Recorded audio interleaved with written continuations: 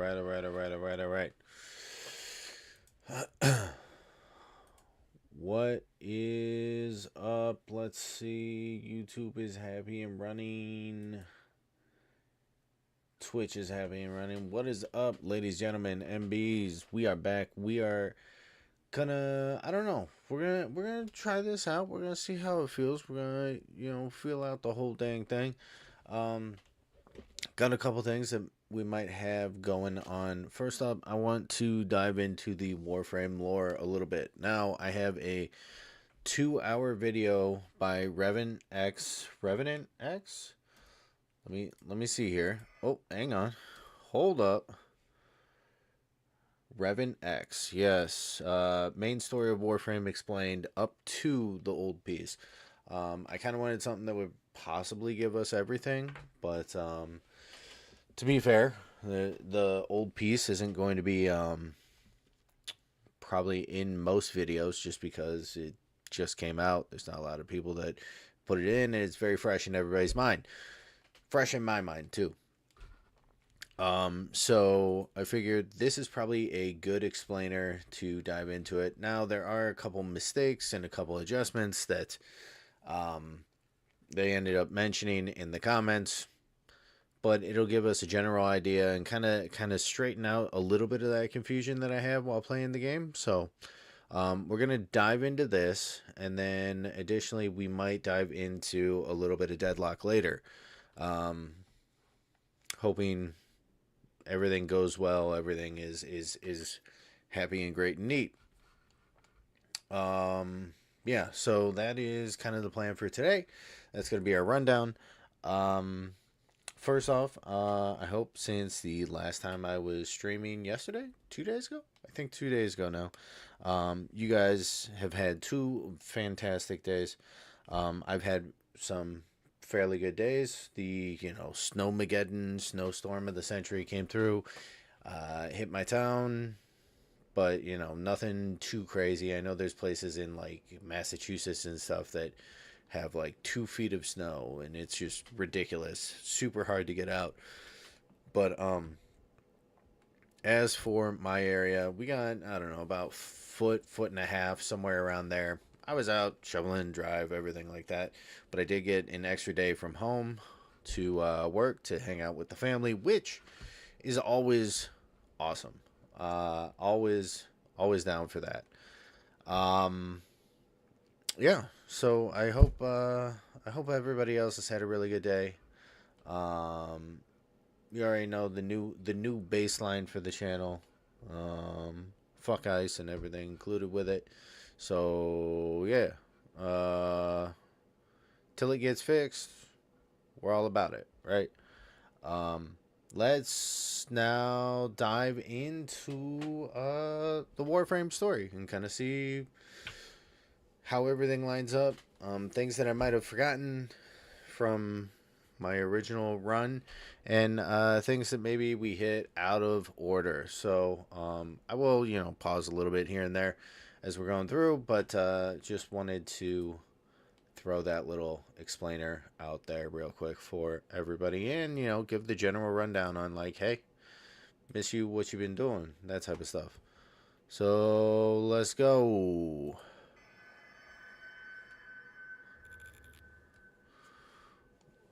How's it look?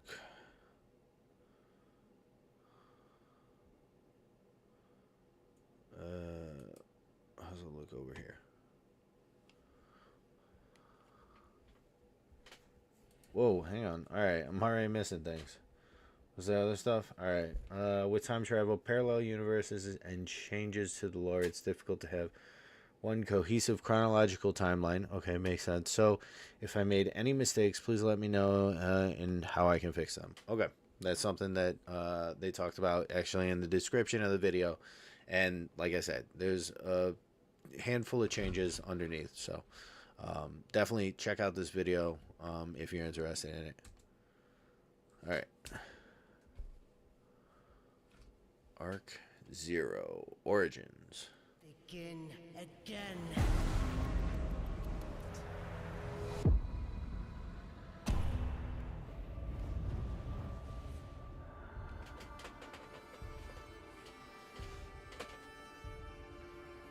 Yeah, yeah.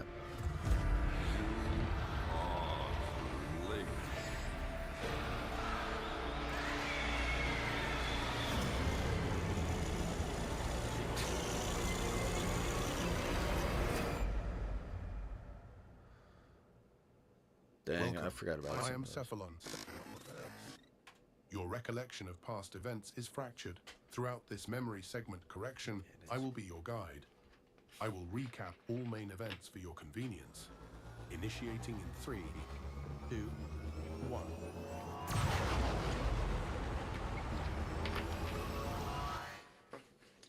It's kind of a sweet little intro to the whole dang thing. Before the Tenno assumes control of his warframes, the Origin solar system was home to the Orokin Empire, a highly advanced version of humankind. This empire was structured into strict castes, with the gilded Orokin as the ruling aristocracy, morally corrupt and revered almost as gods. Beneath them were humans who served as scientists and scholars, alongside the early Grineer, crudely cloned slaves designed for labor and later military purposes. Additionally, the Dax made up the elite soldiers, genetically engineered for absolute obedience to their Orokin masters. Ordinary humans were largely looked down upon, bearing little resemblance to the Orokin in mind or appearance. The Orokin, described as angelic and incomprehensibly beautiful, had bluish-gray skin and glowing eyes. They were obsessed with eternal life, conducting inhumane experiments on their subordinates to fulfill their ambitions. Despite their moral Stupid ball depravity, ass. the Orokin were unparalleled in intellect, creating monumental tools for terraforming planets and shaping ecosystems. They established habitable environments on frozen tundra and gas giants, showcasing their unmatched technological prowess. Governance within the Orokin Empire was carried out by unseen emperors who ruled through executors. And even though sparse in information, it is known that there was a multitude of different ruling bodies making up the governance of the Orokin below the emperors.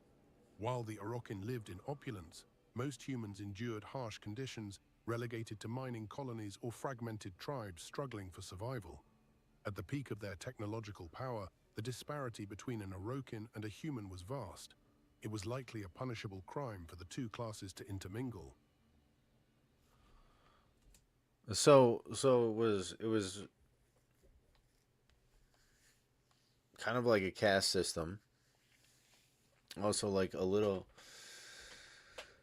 I don't know, not necessarily an oligarchy, but yeah, there was definitely a little bit of a systematic racism baked into the environments there. Like they said, the Orcan were, the gods. They were revered.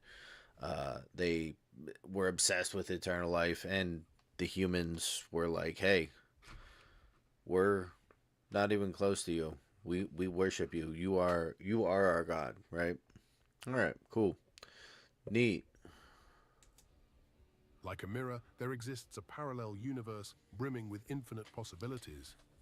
Vaguely understood at this time, this void realm subtly infiltrated real space, shaping the origin system in various ways. Occasional phenomena like space storms and interference hinted at its presence, but its elusive nature limited deeper exploration until much later. However, the energies of this realm were eventually harnessed into refined kuva, the substance that enabled the consciousness transfer known as the continuity. To achieve immortality, the Orokin utilized this kuva, a red mist-like substance, to cheat death. This process may have been responsible for their unique skin tones, cementing their image as otherworldly beings. Only the most visually attractive individuals, known as the Yuvan, were selected as hosts for these ceremonies, which took place in locations closely connected to void activity. During the ritual, an Orokin would consume kuva and transfer their consciousness into the new host body of the Yuvan, effectively overwriting the original mind. It is believed that raw kuva might be a natural byproduct of void-related activity. So the kuva comes from the void, or controlling the void essence and power, and then that's what the Orcan use as their eternal life serum. But it's not really eternal life because they're jumping across different universes and destroying other living things consciousness in order to implant their own on it. And they do this through like the ritual of that. Okay. Okay. In addition to their genetic experimentation, the Orokin engineered the Tephalons, intangible constructs of pure data without any physical form. Many of these entities originated from a grim punishment known as glassing, inflicted upon individuals deemed criminals or otherwise deserving of severe punishment. This harrowing process transformed the victim's body into molten crystal glass, inflicting excruciating pain while digitizing and sometimes altering their mind. The Cephalons inhabit the Weave, a shared and intangible network that connects them. They now perform a variety of functions, such as aiding in ship navigation or Oh, okay. I'm sorry. I'm gonna stop a million times during this whole video. So, the process of glassing basically was a way to digitize people's minds, right? It's kind of like the library in Doctor Who, if you've seen that, where people uploaded their brains to a digital world, and I think even some people didn't even notice they were in the digital world after so long. But it was a way to keep society alive at a end of life, end of world event. But in this case, it's just to create super obedient slaves to do work that they then download into, like, you know, you saw the one dude was a pot holder. This guy is, you know, your space Roomba. Okay, that's evil, but, you know, given everything we know about ball ass, yeah, that makes sense. managing data, bound by their precepts, an unwavering set of directives or absolute code, they are incapable of defying their assigned tasks. Though not true artificial intelligence as they were forbidden, they exhibit remarkable capabilities, yet many remain burdened by the emotional scars and traumas of their former human existence. The life of an ordinary worker under the Orokin regime was difficult and without remorse. Among them was Parvos Granum, a humble farmer's son who grew increasingly enraged by the glaring disparity in wealth and labor within the empire. Determined to challenge this inequality, Parvos envisioned a guild where everyone could achieve success through hard work and discipline. He defied the Orokin by stealing vast financial resources and used them to kickstart. Oh, so Parvos was Parvos is my goat. That's what he was. Like he looked at it as, like, you know, well, not necessarily. Okay, he looked at it as society should be based off of more of a meritocracy, of like, if everybody works really hard, you all have a chance for success. But like, it also kind of sounds like he had a little bit of like socialist framing in there, where like, if everybody works X amount of hard, everybody will be afforded X amount of success baked in to like all that stuff. Okay. All right, let's go. Help me out, Parvos. His revolutionary journey. Parvos began by loaning portions of his acquired wealth, spreading his philosophy and promising influence to those willing to listen. Gradually, he amassed a loyal following of individuals who embraced his beliefs, inspired by his pledge to fulfill their deepest desires. As his movement gained momentum, Parvos accumulated unimaginable wealth and influence, ultimately establishing the city of Corposium, which provided the corpus with their name. What initially seemed like a prosperous collaboration between the Orokin and Parvos Granum was never meant to last. His unorthodox methods and scientific rivalry with the Orokin Entrati family eroded their trust and respect. Most notably, he stole some of their secret technologies to perfect his Spectre particle, a breakthrough that soon allowed him to create duplicates of any suitable being. These Spectre particles could imprint behavior akin to Cephalon precepts, mimicking everything except the very essence of a soul. Deployed in combat, they functioned as highly effective drones. This act of defiance pushed the Orokin to send an assault team against him. However, Parvos' ability to anticipate and strategize made it nearly impossible for his enemies to catch him off guard. He knew. He rigged his research lab with explosives, ensuring that when the assault team arrived, they met their demise.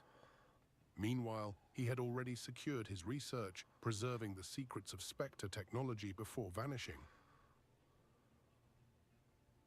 As the demands of their society sick. soon outstripped the resources available in the Origin system, the Orokin devised a plan to colonize the neighboring Tau system.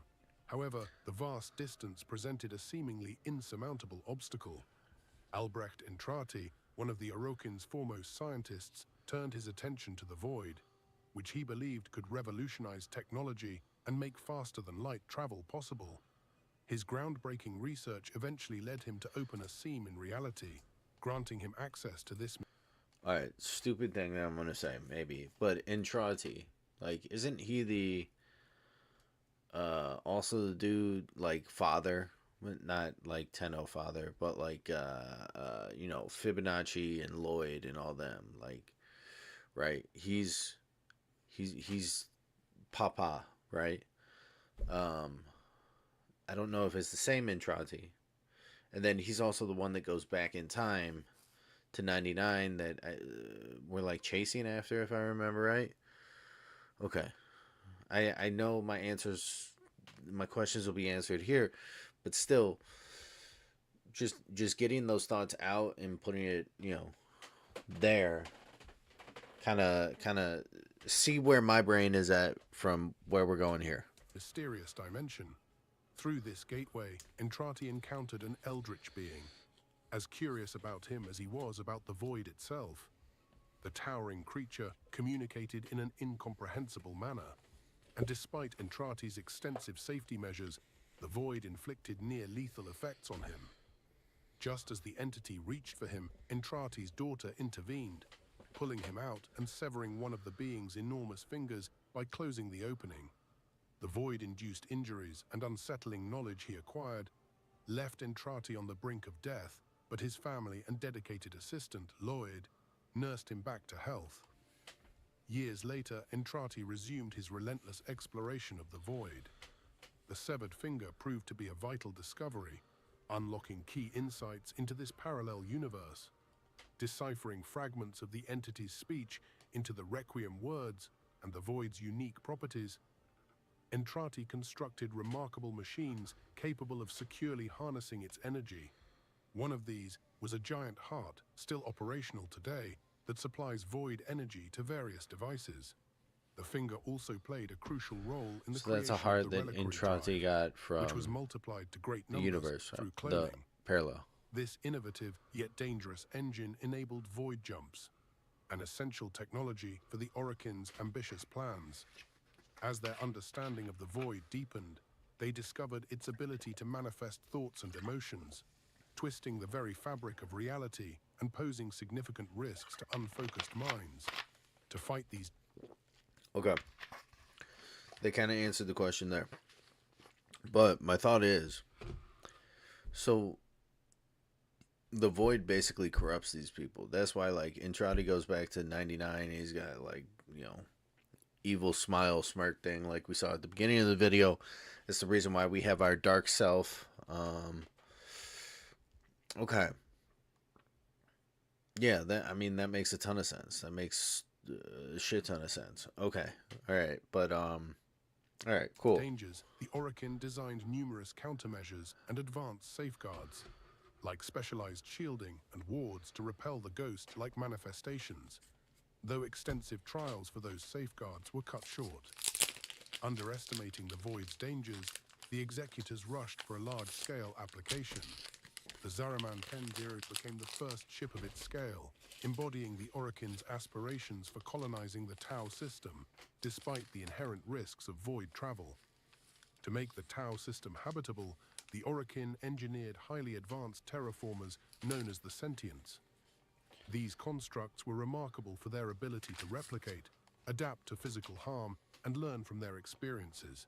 However, as they were still considered mere drones, fears arose regarding their potential to grow too numerous and powerful over time. To mitigate this threat, the Orokin introduced a critical flaw in the Sentient's design, a vulnerability to void energy. This weakness would, over time, strip them of their ability to replicate, and, with prolonged exposure, prove lethal. The Orokin's plan was to deploy the Sentients to terraform the Tau system, and simultaneously, while traveling, construct a series of solar rails, space stations, which propel ships over vast distances. They are more reliable and direct than the risky long-distance void jumps facilitated by the reliquary drive. These solar rails, powered by void energy to enable faster-than-light travel, were expected to poison the sentients during their construction. By the time the project was completed, the sentients would have succumbed to the effects of void exposure, effectively working themselves to death. However, the longer the sentients functioned, the more intelligent they became, eventually achieving full consciousness and developing emotional depth. As they neared the Tau system, they discovered the flaw engineered by their creators. The void poisoning gradually robbed them of their ability to replicate, leaving them devastated and hostile, mourning their inability to create offspring. Consumed by grief and anger, the sentients abandoned. So the one thing that I'm thinking about is the sentients. Like they're fairly. I mean, just because they're new, it doesn't really mean much. But like they're fairly new to at least my experience within the story, right? Because when we did the new war is when they popped up a bunch. So it is kind of interesting that they are like kind of a big chunk of the lore there. It is interesting that they put in that failsafe, which I mean kind of seems ingenious, but like the more they work, the smarter they get. Kind of would make you worried that like at some point they're going to recognize the failsafe and they're going to revert it, which I assume is what's coming up next. Their mission, halting the construction of the final solar rails. Instead, they terraformed Tau to suit their own design, turning it into their new home. Fearing the inevitable arrival of the Orokin, who would surely exploit and deplete Tau as they would the Origin system, the sentients resolved to launch a preemptive strike. Though limited in number, they assembled a formidable fleet and set out for the Origin system to eliminate their creators to prevent further harm. Navigating autonomously due to the vast distance, the fleet operated beyond the Orokin's supervision, leaving the Empire entirely unaware of the impending rebellion. Okay, that's kind of smart. The number of passengers aboard the Zaraman remains uncertain, but with limited time for preparation, Albrecht's daughter Euleria took responsibility for educating the children. Using Melika, the ship's cephalon, she created a school-like environment to teach them about the Void's dangers and its impact on time. A key focus of her lessons was eternalism, a concept crucial to understanding the Void. Eternalism asserts that time within the Void is neither linear nor confined to a single reality. Past, present, and future are all theoretically accessible, alongside countless versions of the same entity. Fair. This paradox encapsulates the essence of the Void, an infinite sum of multiverses, embodying boundless potential and contradiction. It exists as pure, latent possibility. During one such lesson, the Zaraman attempted a routine void jump, likely heading toward the first solar rail leading to Tau. The jump, however, failed catastrophically. The ship became stranded inside the void tunnel. Its defenses crumbled, leaving it fully exposed to the void's energies and manifestations. Corruption gradually took hold of the Zaraman, forcing the children to barricade themselves. Exactly. That's okay. That's what I just said like a little bit ago, was like the Void's corruption is basically why Entradi had his whole thing, why we have our dark version of ourselves. I'm sorry, I paused it on a blank screen. So that makes sense. So like they went to do the hyper jump, which I remember, and all of a sudden something happened. I guess for me, I didn't really realize that the hyper jump actually failed. I thought maybe something intervened or something like that. But that left us exposed to the Void, which allowed the Void to come in and infiltrate a bunch of people. And the reason why everybody is like scared and freaking out and like acting weird is because some of them, I assume, aren't able to hold off that dark side of themselves, where like we're still wrestling with it to this day. But like that is kind of interesting that the Zariman was like just a was a ship that housed like a school of kids that were learning about the dangers and stuff. So interesting. hiding from the adults who were transforming into monstrous entities. Survival became the sole focus of life aboard the vessel. Amidst this chaos, a group of children attending Euleria's class experienced an extraordinary event. The same entity encountered by Albrecht within the void made its presence known to one of the children.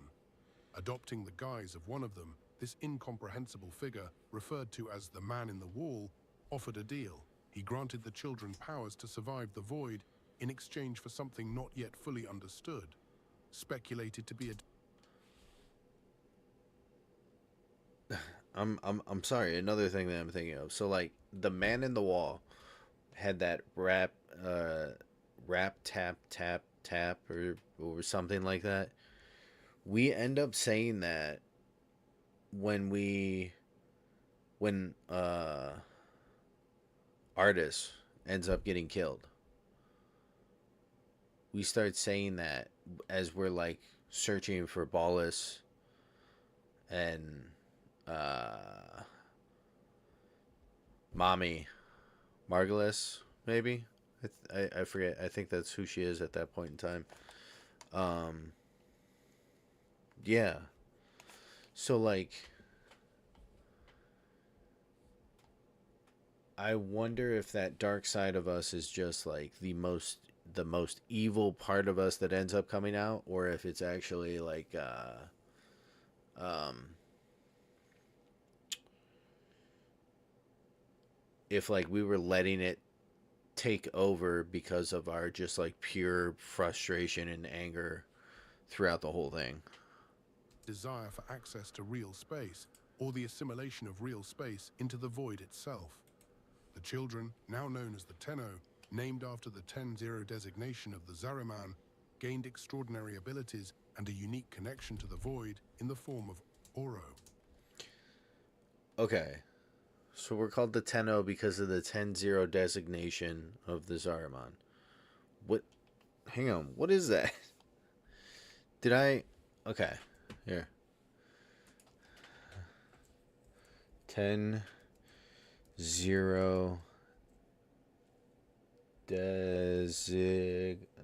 don't nation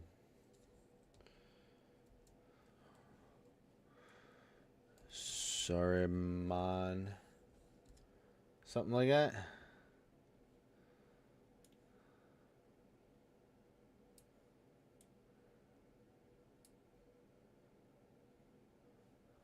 Okay, we're not gonna look at the AI because we can't trust that, because the Orkin might have fricked with it. Was an Orkin colony ship. Oh, okay. So it's basically the name of our ship.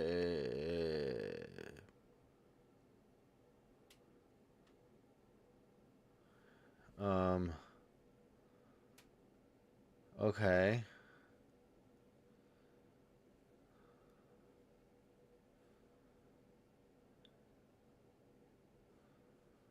Okay. All right. Oh, all right. All right. All right. Not okay. Not as bad as I was thinking. Okay. Cool. I was wondering if like a bunch of those people ended up becoming Warframes also. Um,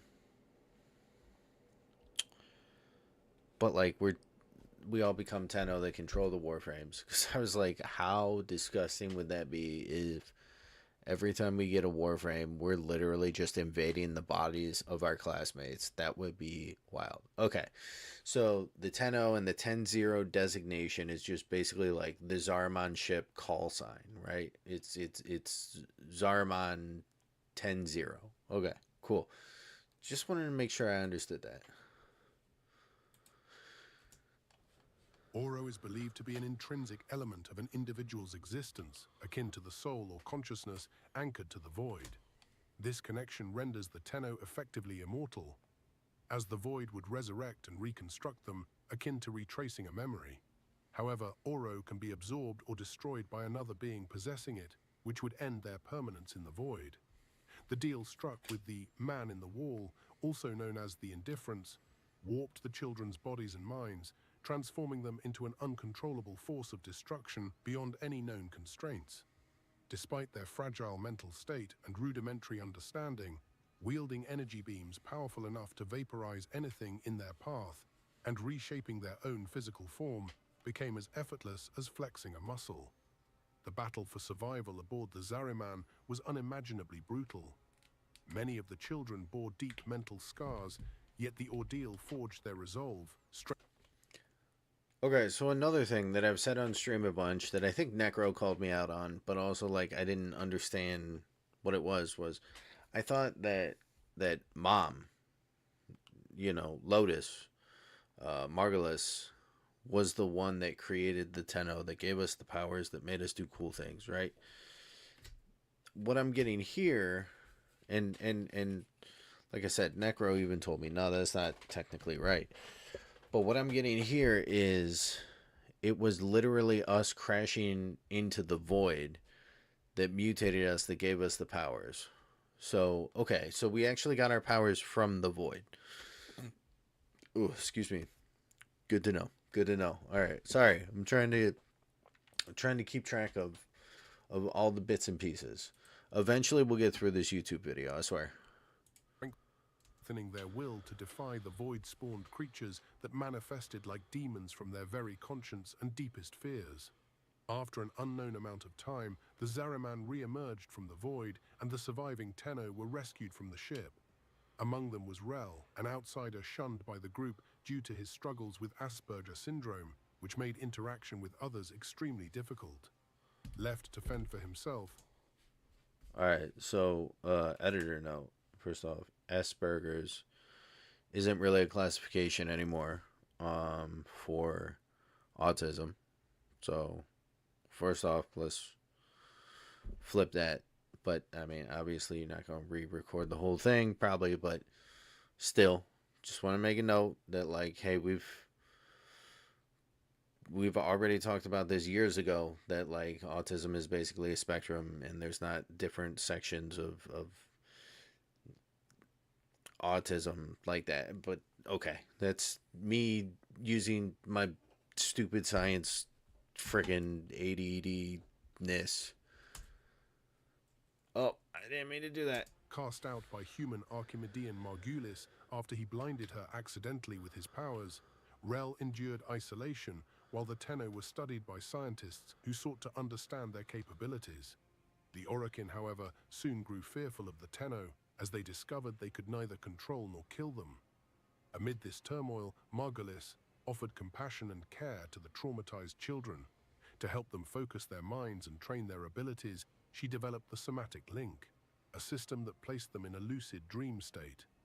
This transference system was not exclusive to the Tenno, however. Normal humans could use it, though it came with extreme risks for those without inherent void powers. Ordinary humans often suffered catastrophic mental collapse or became permanently linked to the target vessel, as seen with Sylvana assisting us. So, is that kind of why Margulis gets, like, the mommy tag? Because, like, she's the one that took us under her wing, was like, hey, no, like, there might have been an accident, which I saw. It could be us or it could be Rel that ended up blinding her. I did see that in the comment section. But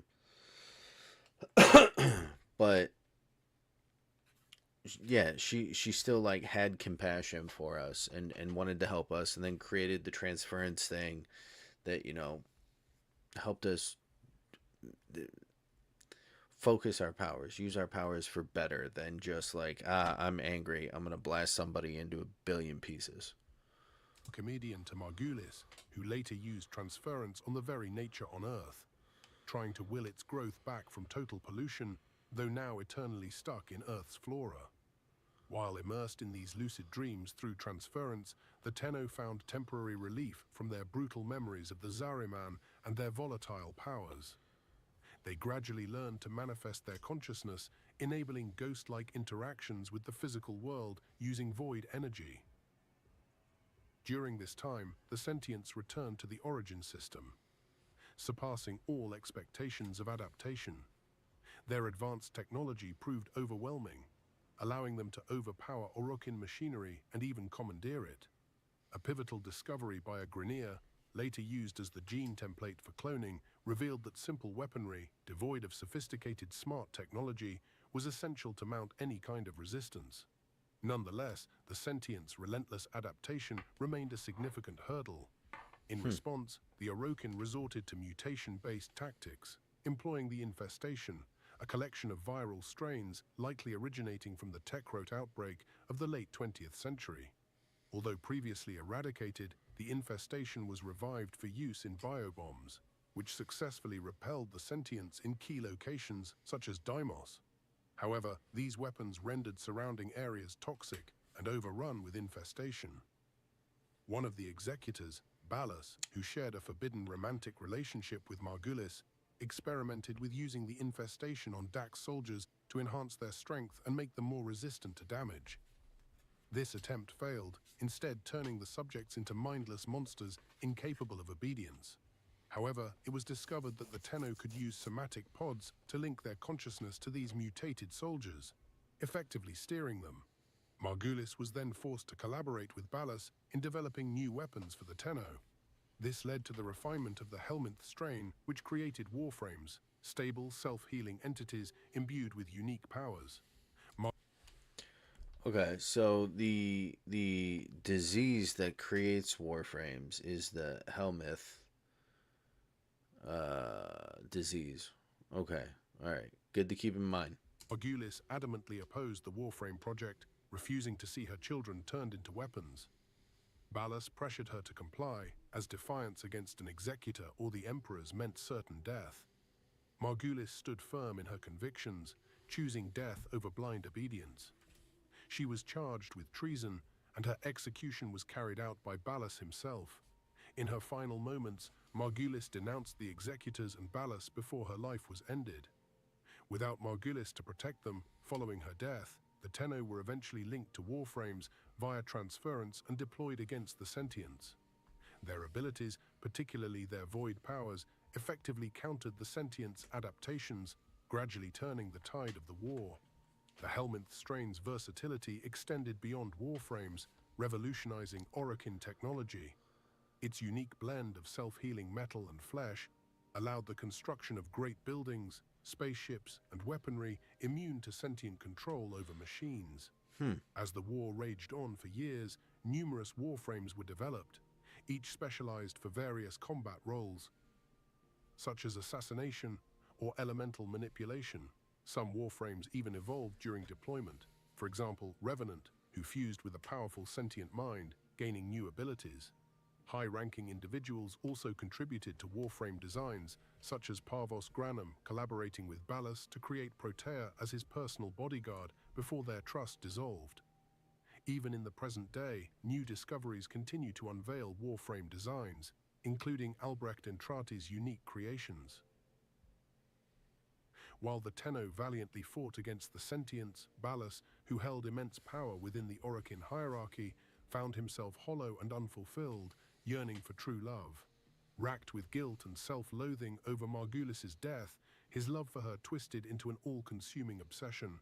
In his grief and regret, Ballas turned against his masters and conspired with the sentient leader, the formidable Han Hao. Okay, so I haven't talked for a minute. There's a lot there. So first off, Ballas gets angry that he's an idiot and killed Margulis, and then he creates he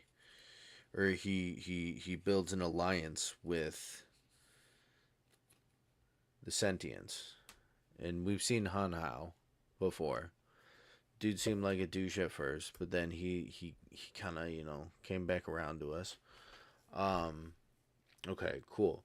The same technology that creates Warframes and gives Warframes their self-healing properties is the same thing that is used for spaceships and towers. That's interesting. Yeah. Okay. Okay. And then basically, yeah, Margulis was executed because the children, which are us, were used as war weapons and had the Helmuth disease put on them. Okay, that's I think what I'm getting. All right, let's keep running it. Together, they devised a cunning plan. Hanhao's daughter, Natar, would infiltrate the Orokin to seize control over the Tenno. As a special mimic, Natar possessed the ability to assume any form. She adopted the guise of Margulis, effortlessly deceiving the children and earning their trust as their returned mother. Meanwhile, Hanhao feigned death and crash-landed, along with the majority of his troops, in the... Okay, that's crazy work. To basically, he took his daughter, Nata, and goes, "Hey, can you be Margulis and get all of Margulis's children on our side?" That's that's kind of insane.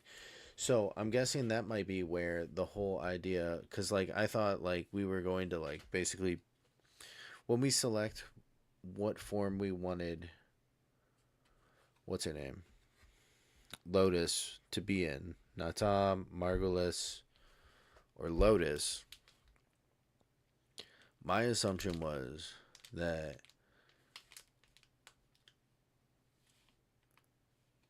it was like you could. I get. Okay, let me restart this thought. So my thought was that you could make her whatever version you wanted. So maybe that is technically correct. Where has been Nata has been Margulis, and then has been Lotus, which is I'm still not sure on exactly what Lotus is, right? Because to me it seems like Margulis with a helmet that helps Margulis do things, but Margulis is dead.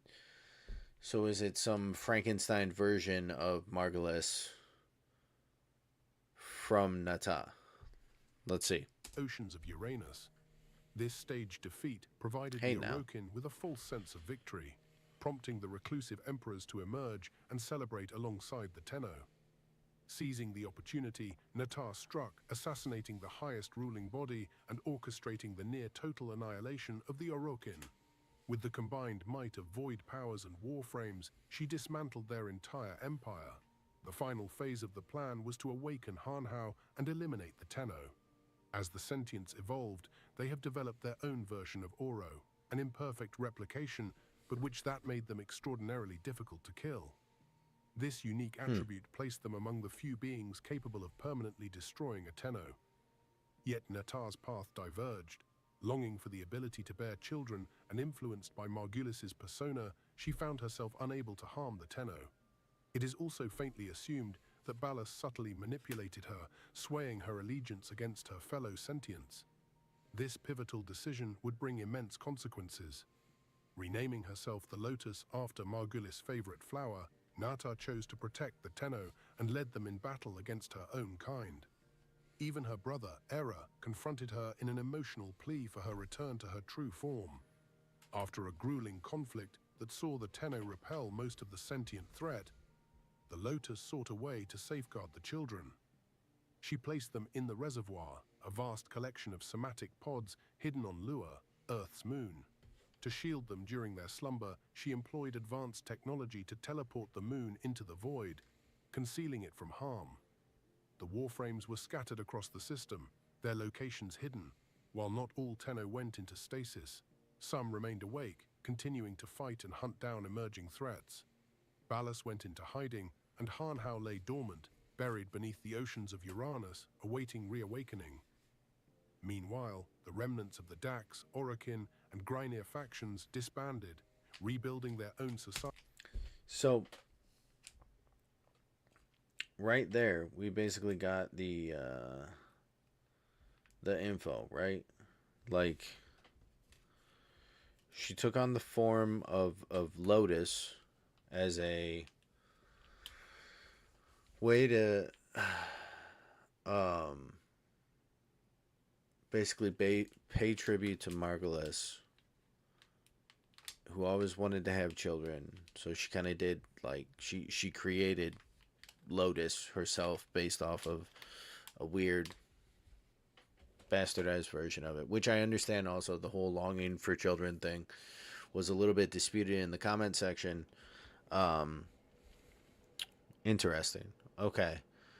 Um, I was going to ask, okay, so like these 6 students that she rides in on and is just like, hey, we're gonna blast the shit out of you, brother, is just kind of come out of nowhere. But like, okay, so she locked them in pods on Lua. There's some of them still floating around, which I assume we have or will run into them. We're one of them. Um, So I wonder when she comes in to, basically beat up on her brother, if those are the actual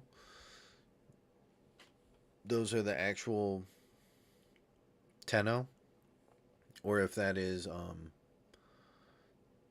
just like copies that she made with similar powers but maybe not as strong. Interesting.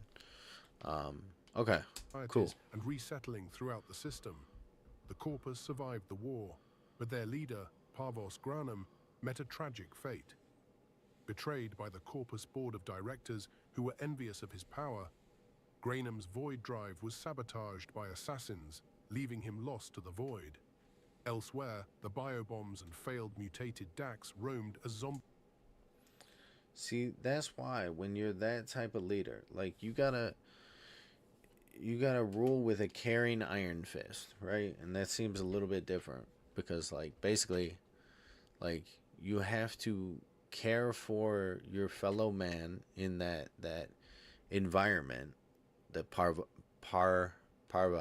had, but also like at some point people are going to long for that power that you have, so you have to be like very strict in certain aspects and kind of like if you're going to hang on to the power, right?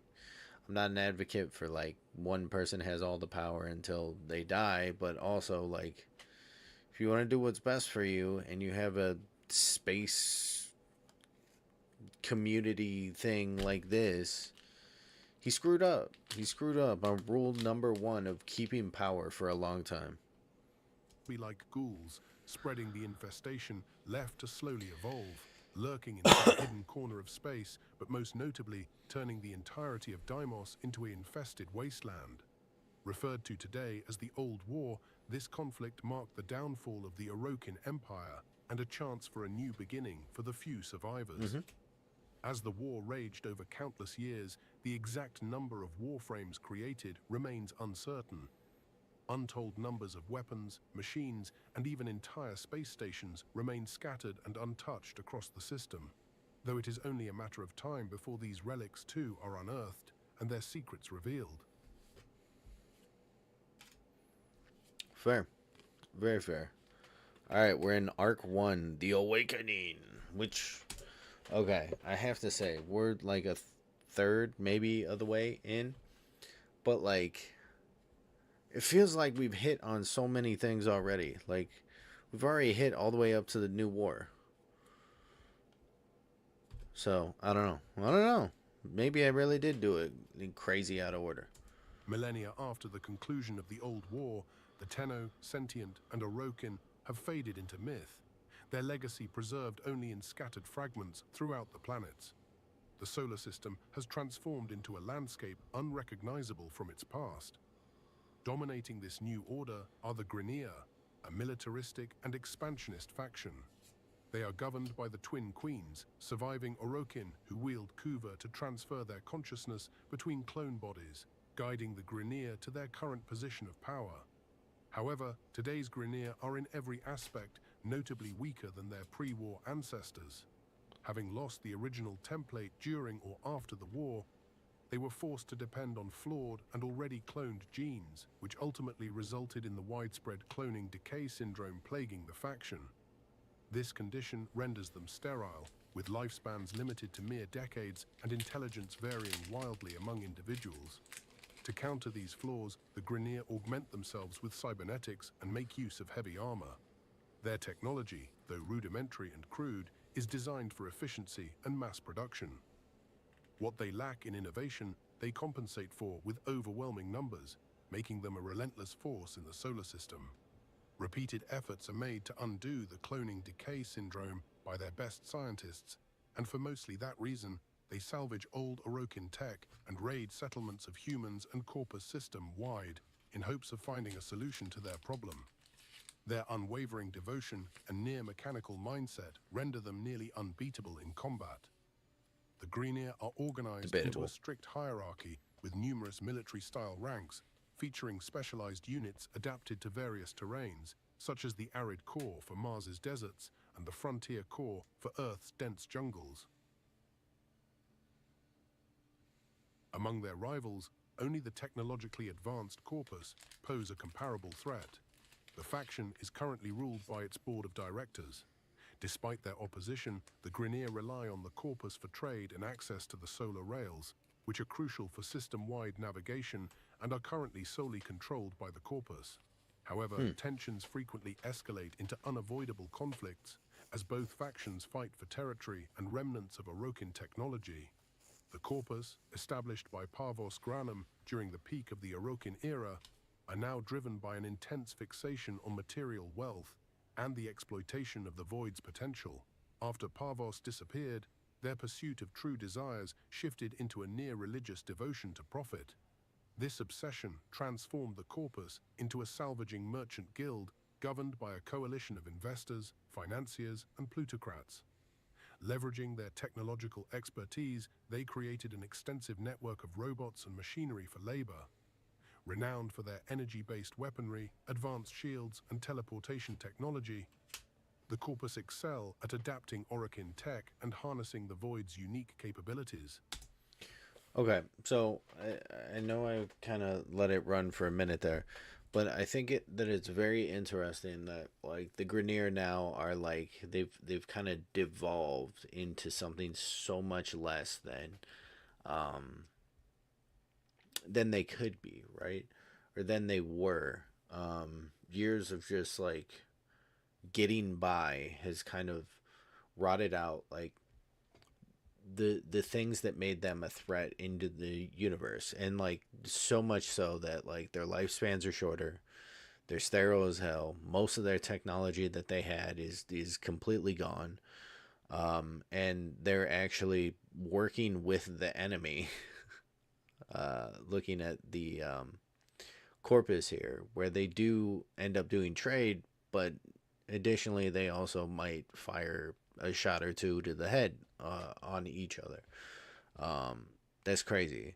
But the Corpus does seem like the more futuristic human aspect of species in Warframe, where they're like, okay, we have all this technology, we don't know exactly what to do with it, we'll reverse engineer it and kind of make it our own thing and get by that way. So let's listen to the rest of it. Unlike the Grineer, the Corpus are plagued by constant internal conflicts among competing guilds and divisions. Operating more like distinct companies, each guild focuses on specific objectives. For example, the B-Cloud Hivemind specializes in development of artificial intelligence, while the Luxor Nanocomposites Foundry Forge produces weaponry and construction materials. Just like the Grineer, the Corpus have control over multiple planets in the Origin system and space stations throughout. While the Corpus and Grineer dominate the struggle for control over the system and its resources, smaller settlements of peaceful, non-militant individuals still exist. Various syndicates fight for their own goals, such as Suda, a Cephalon who chose digitization to preserve her mind and pursue knowledge, and the Red Veil, a faction of assassins dedicated to purging the system's corruption through flames. Additionally, defectors from both the Corpus and Grineer have allied with humans and now reside within massive space stations known as the Relays. These stations serve as sanctuaries, safeguarding merchants and settlers while striving to create safe havens beyond the reach of the major factions. But even old foes still roam the battlefield. The Eidolon, a massive broken sentient, waking every night for millennia to search for means to heal its broken body across the plains on Earth. Or the Stalker, a warframe with an unknown host, presumed to be a human permanently linked to it. Some neutral groups have settled on different planets, such as the Ostron on Earth, who are protected by the mysterious Unum. Linked to an Orokin tower, the Unum is speculated to be a Tenno who never entered the somatic pod on Lua. Since the Old War, she has overseen and protected the Ostron village, sustaining them with the regenerating flesh of the tower. Although rare, signs of infestation have surfaced, with scattered sightings and evidence suggesting its presence. Small groups of individuals continue to disappear while venturing into abandoned stations on salvage missions. However, due to the limited scale of these incidents, no further investigations have been carried out. As the Orokin queens watched their empire collapse at the hands of the Lotus and the Tenno, they retained a deeper understanding of this world than most. As rulers of the Grineer, their immense influence and power enabled them to dispatch Captain Vor to scour the planets in search of any remaining warframes, with orders to destroy them. Captain Vor, with his deep understanding of Orokin technology, stands out as one of the few capable of adapting it for his purposes. Armed with the Seer, a pistol combining Orokin and Grineer design, and an Orokin void key, he journeys through the system, eliminating warframes still lying dormant in cryochambers. Though the Lotus, still hidden, monitors the Grineer closely, Vor's relentless efficiency keeps him a step ahead. He destroys numerous warframes before the Lotus can awaken them. After ordering his subordinates to raise an Ostron outpost on Earth, Vor discovers another dormant warframe within an ancient Orokin tower.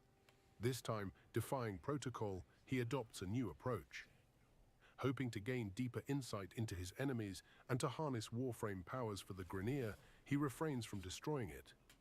Instead, he intends to use his prototype device to corrupt the warframe, gradually bending it to his will. This delay provides the Lotus with the time needed to awaken the Tenno within the warframe. However, the Tenno emerges stripped of memories and abilities, struggling to comprehend the unfolding chaos. Unbeknownst to the Tenno, he is not physically present within the warframe, but is instead controlling it remotely through the somatic pod. Without the means to sever the link on his own or to communicate, he's... Okay. Awesome. Awesome. This is the first, this is the start of the game, right? This is us. We finally reached the point where the game begins. This is interesting that they talk about, like, we're actually tied into the somatic pod, which was something that I guess I didn't put together now when we saw the pods. But, like, we're out there just doing our thing. Okay, cool. Vor is also, like, it's so weird because, like, the way that they present Vor is he should be, like, this massive, oppressive, like, big bad, and, like, he's one of the first bosses that you really kill. Yeah, fine, whatever. Okay. fully reliant on the Lotus guidance as he is confronted by this harsh new reality. Vor, determined to maintain control, uses his prototype device, the Ascari's tracker, on the newly awakened Warframe. He orders his soldiers to secure it and returns to his ship. With the Lotus's help, the Warframe fends off the Grineer squad, aided by a power surge she provides. Slowly regaining some of its former abilities and guided by the Lotus, the Tenno recovers old weapons and moves toward an escape ship. But as the Tenno approaches the landing site, Vor arrives and destroys the ship using his void key. Following a tense battle, Vor retreats and the Lotus locates the Tenno's orbiter, a spaceship equipped with Cephalon Ordis. To their mutual surprise, Ordis recognizes the Tenno as his operator. Together, they flee into space, recollecting for the battle ahead. After escaping into space, the Tenno discovers that most of the machinery and equipment aboard the orbiter have been stripped. To stand a chance against threats like Captain Vor, the Tenno must adapt, rebuild the ship's capabilities, and enhance their combat readiness. The Lotus explains that other Tenno remain scattered across the system, but only through the restoration of a communication link can they unite if needed. Locating the link on Earth, the Tenno recovers the missing components needed to restore the ship. Seeking to increase their firepower, the Tenno rescues Darvo, a Corpus black market arms dealer and son of a prominent Corpus board member, Frode Beck, imprisoned by the Grineer. With Darvo's assistance, they unlock the foundry, enabling the crafting of essential gear. After embarking on several missions to raid Grineer installations, the Tenno gradually builds a formidable arsenal. Meanwhile, Captain Vor begins gaining control of the Warframe, establishing a direct transmission link and manipulating its shields. The Lotus discovers schematics for an Ascaris Negator, a device capable of disabling Vor's Ascaris control mechanism. However, Vor's device is equipped with a failsafe that triggers a deadly detonation if tampered with. Determined to free themselves, the Tenno tracks Captain Vor to a mining asteroid for a final confrontation. In a fierce battle, the Tenno employs their entire arsenal to overcome Vor, ultimately disarming the Ascaris device and breaking free from Vor's control. Though liberated, the Tenno's and Lotus actions have drawn the attention of both major factions, who now view them as a significant threat as they proved strong enough to best a powerful enemy like Vor. The Lotus initiates her plans to employ the Tenno to bring back balance to the system. While the Tenno embarks on numerous missions under Lotus's supervision, a distress call leads them to Cetus, an Ostron village in the plains of Eidolon. This settlement, where the mysterious Unum selects a handful of Ostrons to drink her essence, known as Temple Kuva, initiating them into the secretive order called the Quills. These chosen individuals gain extraordinary abilities, such as glimpsing through the void to foresee potential futures or sense imminent dangers. Most importantly, they become the Unum's eyes, enabling her to act beyond the confines of her tower through her followers. Yeah, these are These are the people on Earth. This is the stuff that I got to do also, or the people I have to visit at least to get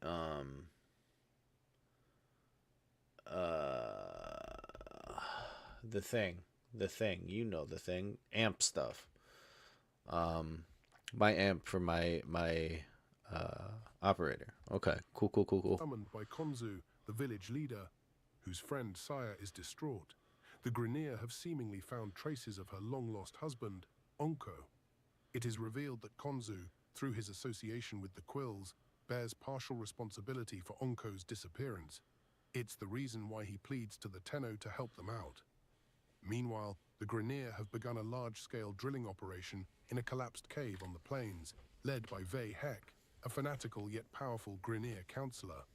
Vei Hek is obsessed with discovering a method to defeat the Eidolons, roaming the plains every night in search of restoration for their fractured bodies. Still wandering since the Old War, these Eidolon pose a grave threat to everything in their path.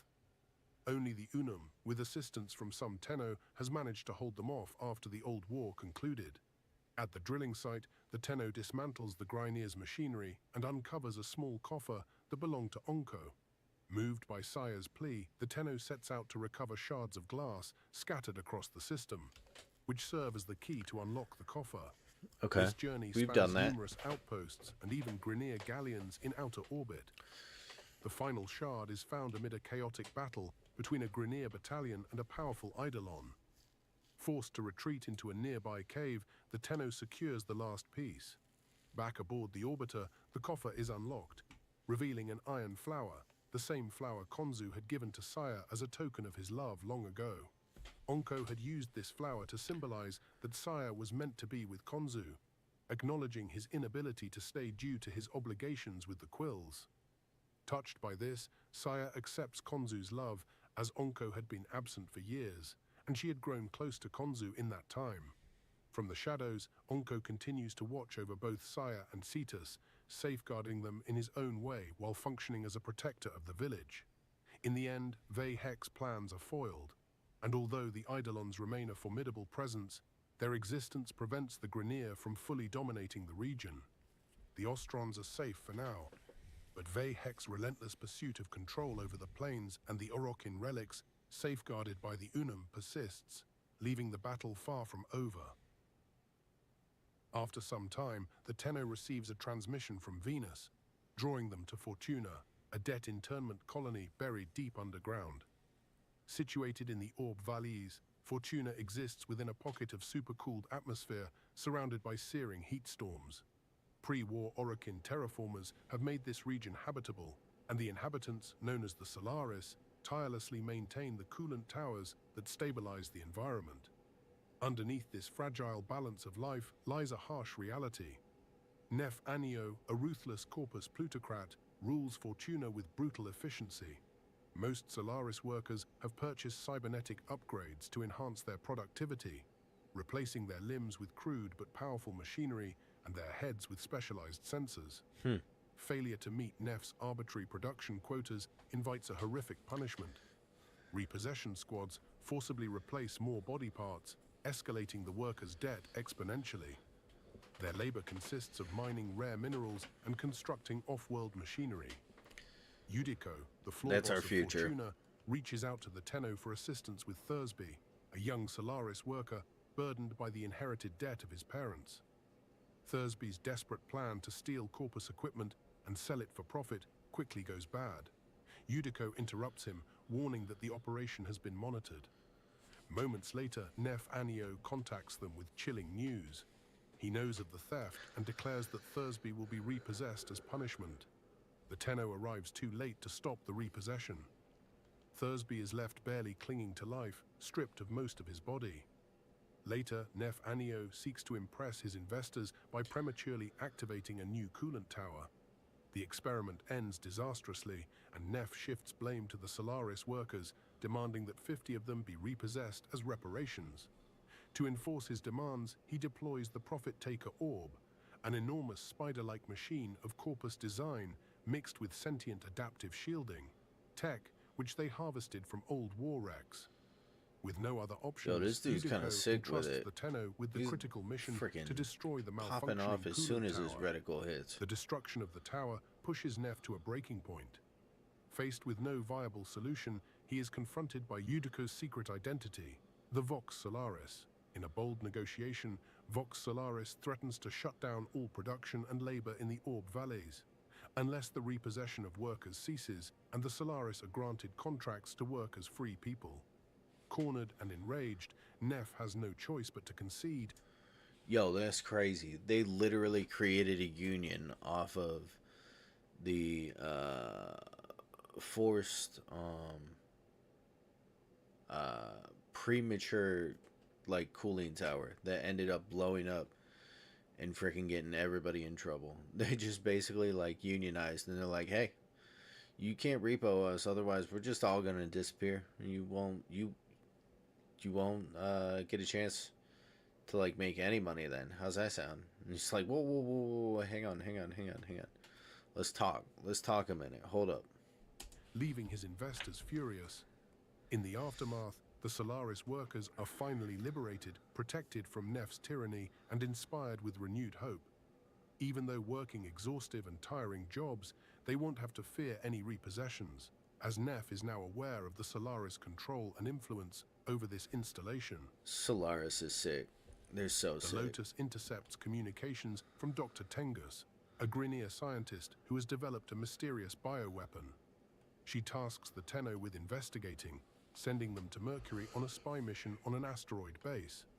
During the mission, the Tenno uncovers data revealing that this bioweapon is, in fact, a strain of the infestation that survived the old war.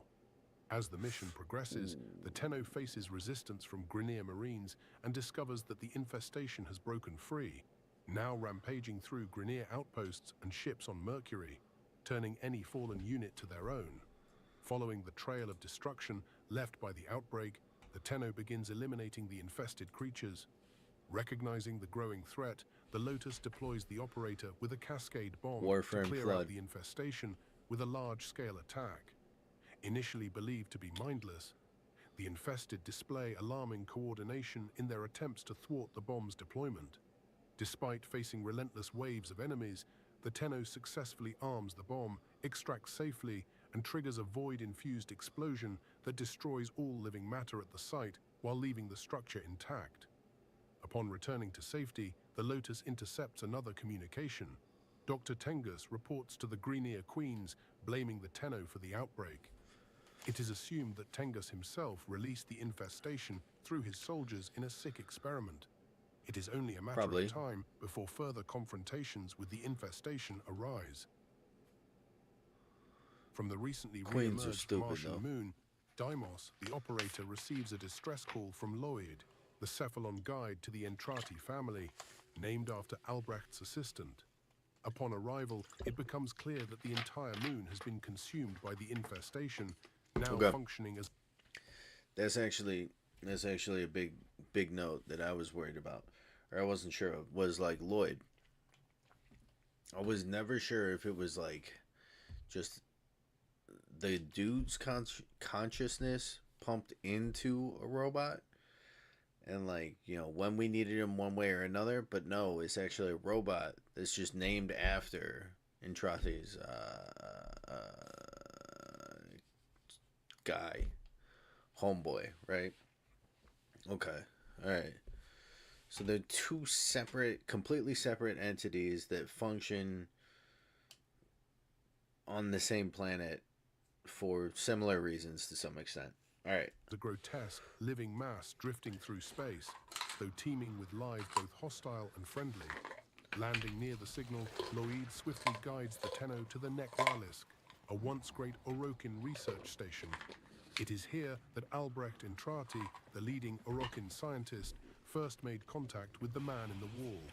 The station's central void-powered heart, which pumps energy into real space, remains active but is under dire threat.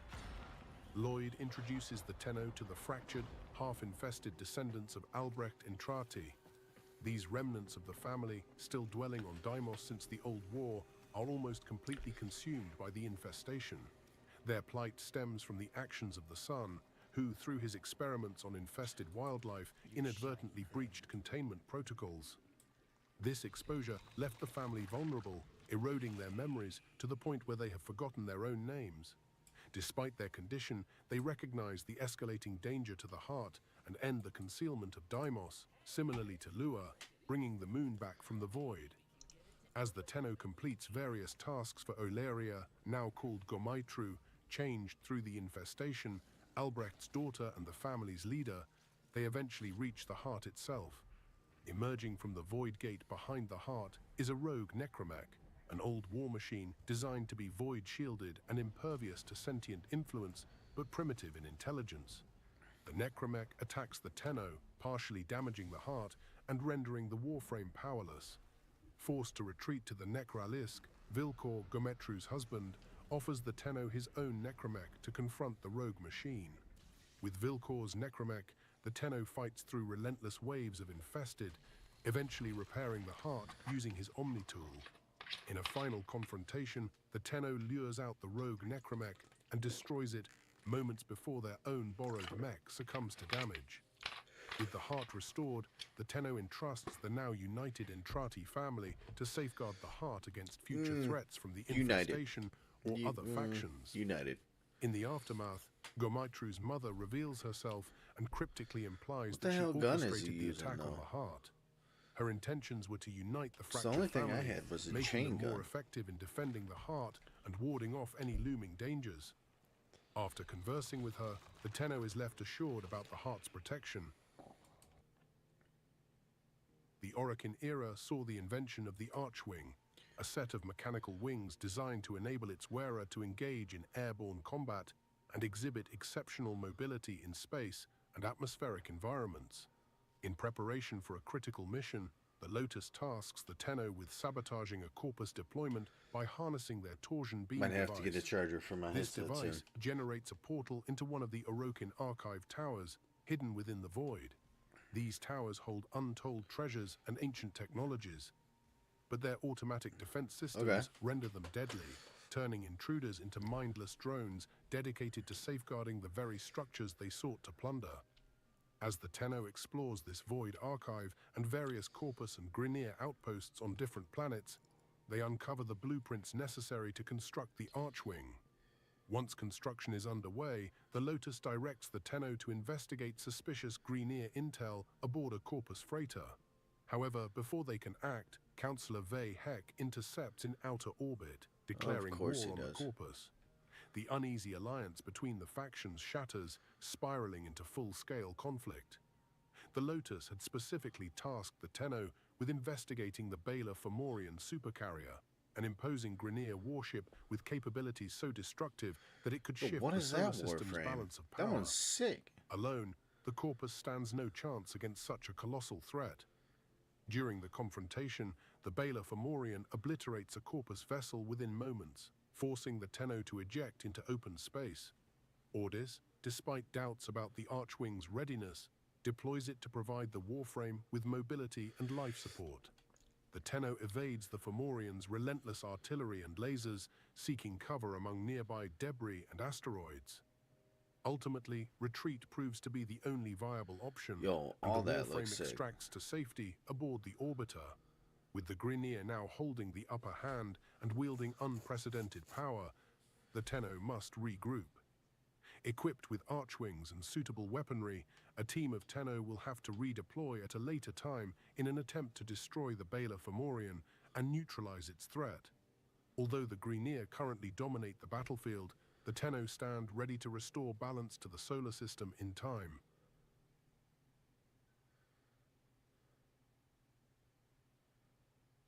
Okay, perfect time. All right, hang on. The War Within saga. I'm gonna go and get a charger for my headset, and then I will be back. And yeah, we'll watch more.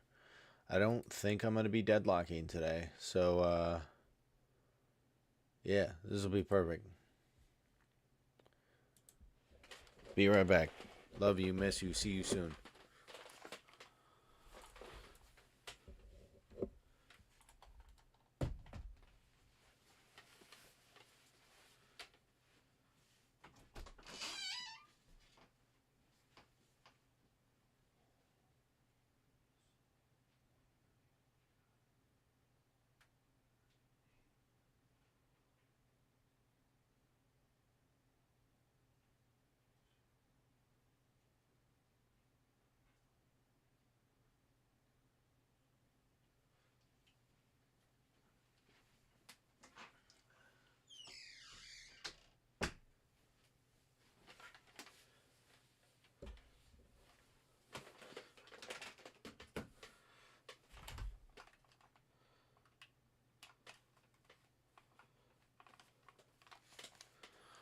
All right, I'm back, live and alive. Yeah, let's get back into it. Give me a second. Pop that up. There we go. While gaining a stronger foothold and deeper understanding of the workings of both the Corpus and the Grineer, both factions quickly adapt to the rising Tenno influence by utilizing old Orokin and sentient technology. As alliances form within both the relays and various planetary outposts, most syndicates align with the Tenno, though some harbor slight mistrust toward them and the Lotus. United by a common goal, Teshin, an old war Dax soldier and the keeper of the Conclave, where the Tenno train, joins a recon mission initiated by the Lotus to intercept Grineer whispers about cryptic messages. She sends the Tenno to investigate unidentified drones spotted on Uranus. Deep within the secret Grineer Sea Labs, Til Regor, a highly intelligent and ambitious scientist leading research into Grineer gene repair, is making significant strides in curing the cloning decay syndrome that afflicts the entire faction. When the Tenno encounter the mysterious drones, scans initially confuse the Lotus, who assumed they were of Corpus origin. The trail leads off-planet to Earth, where the Corpus are excavating wreckages from the old war. After inspecting the ruins, the Lotus identifies the drones as oculists, sentient reconnaissance units, and abruptly cuts communications. Instead, Teshin takes over and offers his assistance to uncover the truth behind the Lotus's suspicious behavior, but in doing so, places the Tenno in greater danger. Meanwhile, on Uranus, Til Regor taunts the Tenno and reveals that he has discovered a tomb he intends to explore. Abruptly, the Lotus reappears and confronts Teshin, questioning his motives. Their exchange reveals a palpable mistrust between them, yet it is clear the Lotus is concealing a secret. She pleads with the Tenno to stop Til Regor from opening the tomb, but the scientist successfully breaches it, uncovering powerful sentient technology. At this moment, an unknown voice interrupts, addressing the Lotus directly and calling her Natar, questioning her betrayal. The Lotus confesses her true identity to the Tenno. She is Natar, a sentient mimic who once betrayed her own kind to save the Tenno. She recounts her past actions, including her ultimate decision to abandon her sentient heritage to protect the Tenno. Weird thing that I wonder if Nata, like when she creates a copy of the person, or she clones or mimics the other living being, right? Does she gain like any sort of emotional type of thing with that stuff? Because like that could also, you know, attest for like why all of a sudden she was like, oh god, like, you know what, I actually love the Tenno, I gotta hang out with the Tenno more, me and the Tenno are best friends, Tenno, call me #1 Stan Tenno fan, right? So that'd be interesting, you know. Sends them to trigger an explosion to destroy the sea lab and reseal the tomb. However, despite their efforts, the voice is freed. Hanhao, the sentient leader and father to Natar, awakens after his fainted defeat in the old war. The Tenno retreats, strategizing their next steps to combat this emerging threat. Meanwhile, Teal Rhaegor leverages his groundbreaking discoveries to enhance his research, culminating in the creation of the Tube Men, exceptionally strong and healthy Grineer, equipped with unique abilities. Preventing the large-scale cloning of this advanced unit becomes a critical objective, though the Tenno's capacity to contain the threat remains limited. As for Hanhao, his whereabouts are unknown for now, yet his presence poses a grave danger to the entire system. Interesting. Throughout the system, the Tenno encounter various formidable figures as opponents, such as Captain Vor or Teal Rhaegor, but the corpus are equally ominous. Among them is Alad V, a member of the board of directors and head of Grineer relations. Alad V specializes in Warframe technology, destroying many Warframes to develop stronger weapons. His latest creation, the Zanuka, is a canine-like robot crafted from Warframe parts, boasting remarkable agility and even Warframe-like abilities.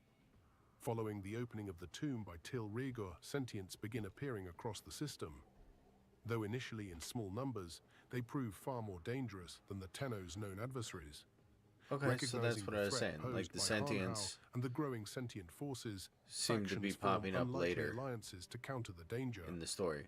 Alad V, which would line true up to with his this. self-serving nature, aids the Lotus in locating traces of Hanhao to eliminate the threat. Together, they discover a sentient relic on Uranus, hoping it will provide insights into Hanhao's plans. However, Hanhao deceives them, using the relic to infiltrate the Lotus's mind and to uncover the location of the reservoir still hidden in the void. Unable to survive the void's toxicity, Hanhao enlists the Stalker as his agent, equipping him with special sentient armor and the greatsword named War to annihilate the Tenno.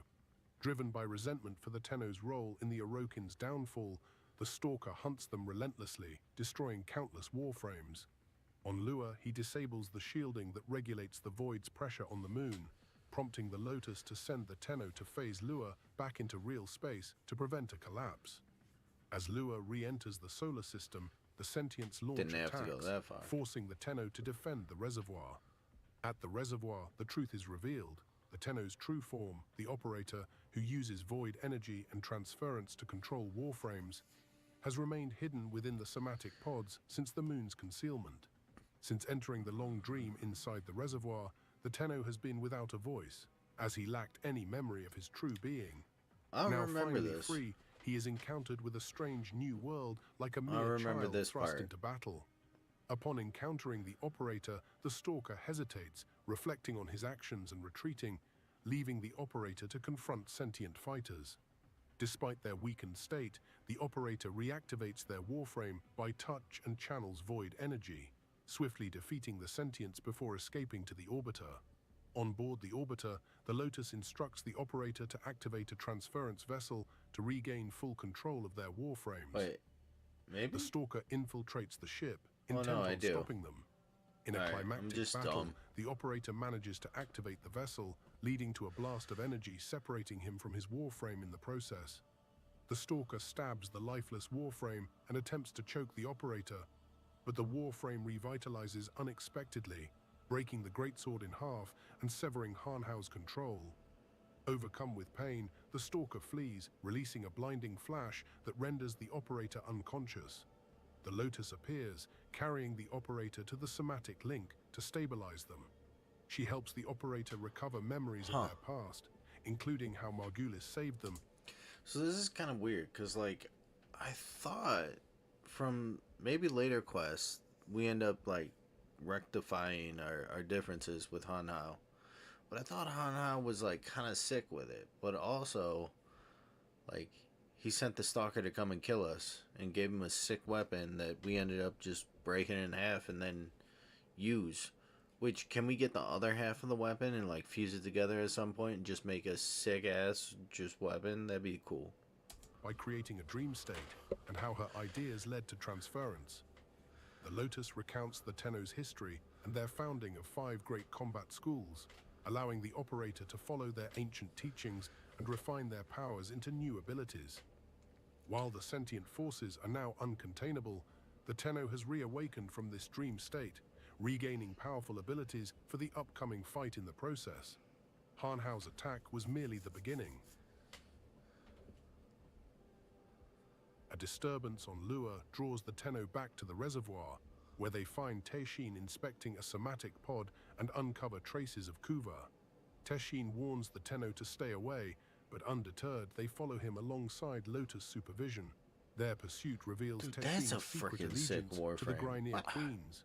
Tracking his specters leads them to the Kuva Fortress, a mobile, hidden stronghold concealed within an asteroid field. Deep within its confines, the Tenno confront the Queens, who plan to exploit the Tenno for continuity, intending to overwrite the operator's mind with their own. Teshin, as a Dax, is genetically programmed to obey anyone wielding the Orokin blood. The Queens, using the Kuva scepter, force Teshin to ensnare the Warframe, after which she starts to burrow into the Tenno's mind. Falling unconscious, the Tenno experiences a vision of a snowy mountain pass. Guided by Teshin, he rediscovers his ancient void abilities, learning to harness these powers without his Warframe. Along the way, he recalls fragments of life aboard the Zariman, including cherished memories of his family, reigniting his determination. Awakening from the vision stronger and more resolute, the Tenno overcomes the Queen's guards, fends off Teshin, and seizes the Kuva scepter. With their control over Teshin shattered, he kills the Elder Queen while the younger Queen escapes. The operator gains the ability to channel transference independently, no longer reliant on the Orbiter's vessel. However, furious for her sister's death, the surviving Queen escalates her efforts, initiating a large-scale Kuva operation to enhance select Grynir, Really, income transforming them tax? into the most formidable soldiers yet. Come on, now. You know that's not As going the to fly sentient here. forces rise, even distant regions of space like the Veil Proxima fall under their influence. Once a conflict zone between the Corpus and Grynir, the area is now dominated by newly discovered sentient vessels called Murex, massive carrier ships. You're not even The sticking unparalleled around. technology and strength of the sentient forces demand deeper understanding, requiring insights from someone who has battled them before. To meet this need, the Tenno reconstructs Cephalon Psi, an Orokin-era Cephalon who fought them once before. Tasked with spearheading the mission to push back the enemy fleet, Psi relives traumatic flashbacks of his original crew. Pro-Union who perished propaganda, during the love Old it. War while Not even attempting to propaganda. decimate the sentient mothership. You get it? Despite his loss, Psi recognizes that no one else possesses the expertise or experience to lead the Tenno in their fight against the ancient enemy. With the Railjack, a long-lost Orokin warship, Bro, rebuilt these through relentless Railjack searches missions. across the Origin system, Friggin' Tenno prepares himself crazy. for the escalating sentient threat in the Veil It's Proxima. so hard sometimes. Yudiko contacts the operator with a plea to help her prevent a disaster. Nef Anio called for the Deadlocked Protocol, a contingency initiative meant to solve a permanent voting impasse between the board members. A new leader for the Corpus has to be chosen. Determined to establish himself as the rightful heir, Nef Anio embarks on a quest to uncover genetic proof of his lineage, seeking remains of the Corpus founder, Parvos Granum. If he can verify his ancestry, he will gain control over the board. His search leads him to the Granum Void, where he follows traces of Parvos's personal bodyguard, Oh, I Protea. remember this.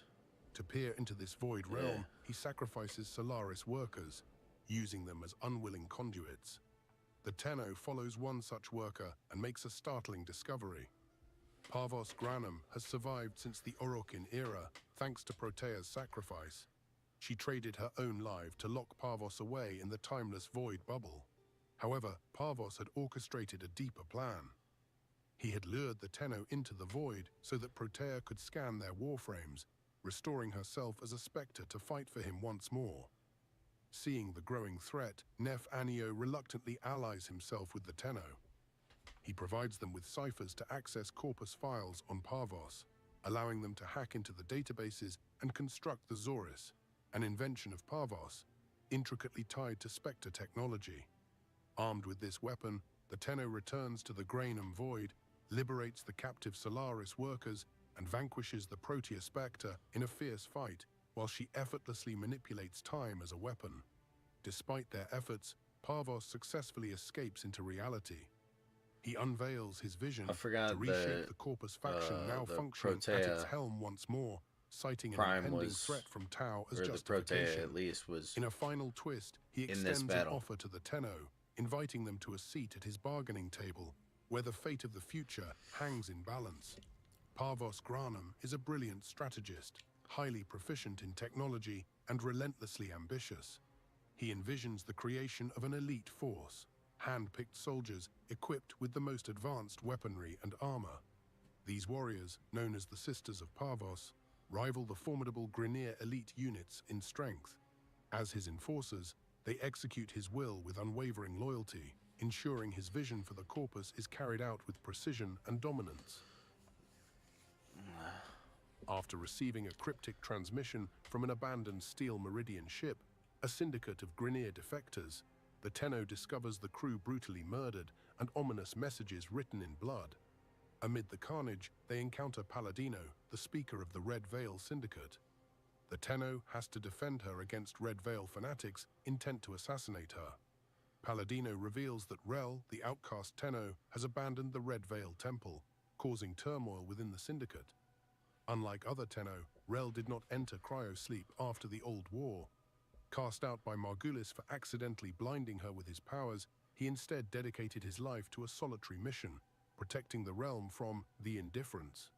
To achieve this, Rel bound his spirit to his warframe, Harrow, transforming it into a ward that prevented the man in the wall from solidifying his connection to real space. However, standing vigilant for millennia shattered Rel's mind and eroded his humanity, leaving him a spectral being of his former self.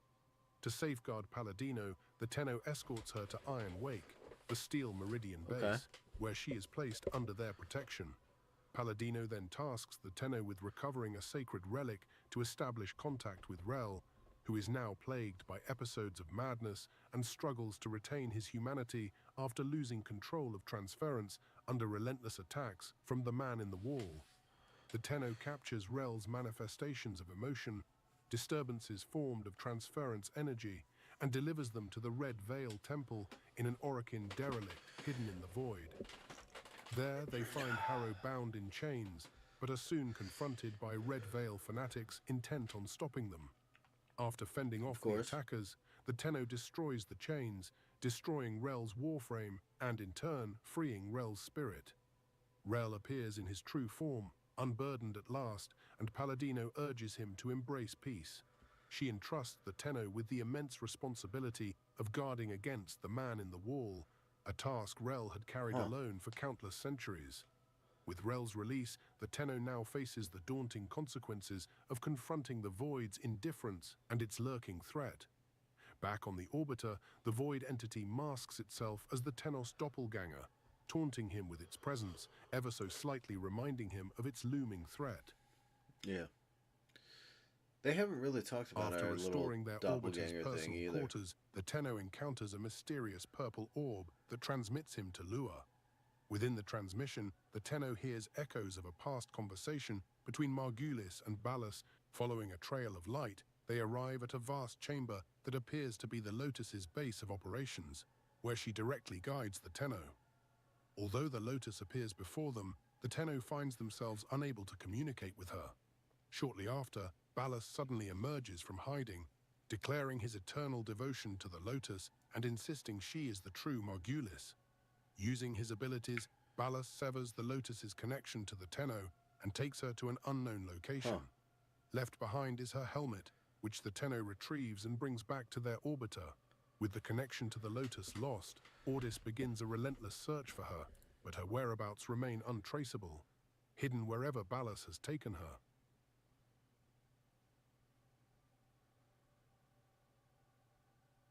One day, the Tenno So hears the Ballas faint was voice like of the fooled? Lotus. He doesn't even know that it's Drawn by the Nata? sound, he Or does he touches not her care? helmet, That's- triggering a vision, an that's extraordinary Warframe displaying clear signs of emotion, acting independently without a host. Before the Warframe can attack, it is mercilessly destroyed by Ballas and his sentient drones. Determined to uncover the truth, the Tenno follows the remnants back to Earth. Upon landing, the operator is ambushed by Grineer ghouls, twisted, toxic monstrosities created by Vey Hek. Hastily bred and left unfinished, they lack fear, but exhibit relentless aggression. I gotta admit, After a the brutal battle, the Tenno Umbra passes through the Excalibur broken is gate, stepping kind into of a a ruined courtyard where sick fragments of the Warframe. Warframe lay scattered. Yeah. They synthesize the fragments for reconstruction. Back on the orbiter, Ordis meticulously analyzes the data. Among the remains, traces of minerals embedded in a sword lead to Lua. Hidden within the fragments, he also extracts an incomplete blueprint for Excalibur Umbra. With a new destination set, the Tenno embarks on a journey to Lua, searching for the missing components. There, buried deep within the lunar ruins, the Tenno uncovers Ballas's hidden chamber. In it, a Vitruvian device, encrypted and full with secrets. The recordings within reveal Ballas's betrayal during the Old War, the moment he turned against his kind in grief over Margulis's death. This was The data freaking hard. contains I knowledge couldn't of the find the Warframe's necklace. weaknesses and the very I had to mechanisms look that this could up. destroy This was them. so stupid. Ignoring Ordis's warnings, the Tenno uploads the Vitruvian's contents to the orbiter. Instantly, the ship's systems falter, plunging into momentary darkness. Ordis, so often defined by his frantic, glitching demeanor, now speaks in an eerily emotionless tone. He responds that the missing blueprint data has been recovered and Excalibur Umbra being ready for construction. Upon completion, Excalibur Umbra awakens, enraged and uncontrollable. The Warframe lunges at the Tenno, forcing him to use transference. Within Umbra's mind, the operator relives his tragic final moments, a Dax soldier infected with the infestation to be forcibly transformed into a Warframe by Ballas. Gravely ill, he lies helpless under Ballas's gaze, while his son, Izar, stands watch by his father's side, unaware of Ballas' doing. Their connection happens through a modified transference bolt. Ballas exerts his dominance with cruel precision, That's right, I threatening forgot. to kill his son. The Tenno soon realizes the Vitruvian seals are locked deep within Umbra's mind, but before he can act further, the Warframe escapes. Tracking Umbra to Ceres, where he left a trail of dead Grineer, lashing out at everyone nearing him. The Tenno continues his journey through Umbra's mind with transference, unraveling more of his painful memories. The Warframe is consumed by grief, endlessly reliving the moment Ballas forced him to kill his own son. The agony fuels his relentless rampage. That is With fucked each up. shared memory, the Tenno gradually pierces through Umbra's despair. Entering the depths of his mind, the operator offers comfort, bearing witness to Umbra's suffering and sharing his pain. Their minds entwine, Tenno and Warframe fused by sorrow. With that, the Tenno also unlocks the Vitruvian. It shows more of the Orokin's secrets he willfully gave up to ensure their destruction. He gives Hanhao the location of the reservoir, but warns him how powerful the Tenno truly are. Together, driven by enacting revenge, they return to Earth to confront Ballas. The traitor stands guarded by sentient forces. A brutal battle ensues, culminating in Ballas's final command with his transference bolt. Umbra freezes, his body obeying Ballas's lingering control. In a moment of defiance, the Tenno steps out of Umbra and plunges a blade into Ballas's stomach. As Ballas crumbles, the Tenno demands answers. He demands the Lotus. Then she appears, not as the benevolent guide he once knew, but in her true sentient form. Natar. Her voice is resolute, her transformation complete. She has abandoned her role as Lotus completely. She states that she has returned to her true form of her own will. With the remaining sentient forces, Natar retreats, carrying Ballas away into the unknown. Back on the orbiter, in the quiet aftermath, the man in the wall materializes. He asks the operator if they are feeling better. The operator responds, still sharing Umbra's state of mind, "I killed him, Izar." After confirming that is how the operator remembers it, the man in the wall responds and vanishes. Excalibur Umbra now stands alongside the Tenno, bound by an unspoken understanding. Together, they continue their fight to whatever task they are called to. Act 3, The New War Saga. Shortly after defeating Ballas, the man in the wall materializes beside the Lotus's helmet, once again tempting the Tenno to touch it. Giving in, the Tenno is transported back to the place where Lotus was taken by Ballas. Following a shadow through Lotus's chamber and into a portal, he finds himself inside a prison, the very place where Ballas is being held. Despite suffering a fatal wound, Ballas has survived by becoming an amalgam, a grotesque fusion of flesh and machine under Natar's watchful eye. Here, Ballas secretly forges the Paracesis, a weapon designed specifically to destroy sentience. Concealing himself in void form and moving stealthily from cover to cover, the Tenno listens as Ballas curses his supposed savior for transforming him into such an abomination. His gaze avoids the sword, yet through his eyes, Natar observes everything.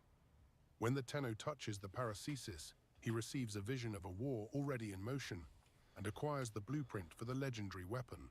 However, at that moment, Natar also becomes aware of the Tenno's presence through Ballas's sight. It appears that Ballas, despite his current state, intends to betray his supposed allies. To counter the Tenno's formidable powers, the sentients seek to eliminate their greatest weakness, the Void. They compel Alad V to create amalgams by merging different races, while a towering bird-like sentient known as the Ropa Low List enforces strict obedience. In a twisted experiment, Alad V is forced to unleash his newly constructed amalgams against the Tenno, gathering valuable combat data in the process. The new units are highly formidable as they gained various powers and seemingly lost their weakness to void energy. Determined to disrupt their efforts, the Tenno sets his sights on the Ropa Low List. To his surprise, Alad V supports his mission, hoping to free himself from the looming threat of the Ropa Low List's oversight. The battle unfolds high above the volatile, gas-filled expanse of Jupiter, where the colossal sentient is ultimately defeated. This was a weird boss fight too, because like I just got like she declares that freaking carried. I was trying to understand what the boss fight was, and like my teammates were already down. Forces that once turned her against her own They're like, "Don't worry, got you." I'm like, now okay, she is ready to resume her mission, ending the war and eradicating the Tenno. The loss of the Ropa Low List, put the birdie in the bug light, was a calculated sacrifice for the sentients, as they have successfully amassed critical data on their enemy. As tensions escalate into open conflict, Era, believed to be saved by Ballas during the Old War, has returned to the forefront of the sentient attack. He launches a fleet of Murex ships into the Vale Proxima space region. These massive vessels deploy chondrix, towering sentient constructs designed to unleash troops while simultaneously gathering intelligence for the impending war, linking them directly to the Murex network. In response, Little Duck, an operative of Solaris United and ally to the Quills, leads the operation to push back the invasion. Chaos erupts as a three-way battle ensues. The Grineer seek to harvest sentient resources, the Sentients fight to secure both territory and crucial data, and the Tenno aim to cripple the fleet before it gains a foothold.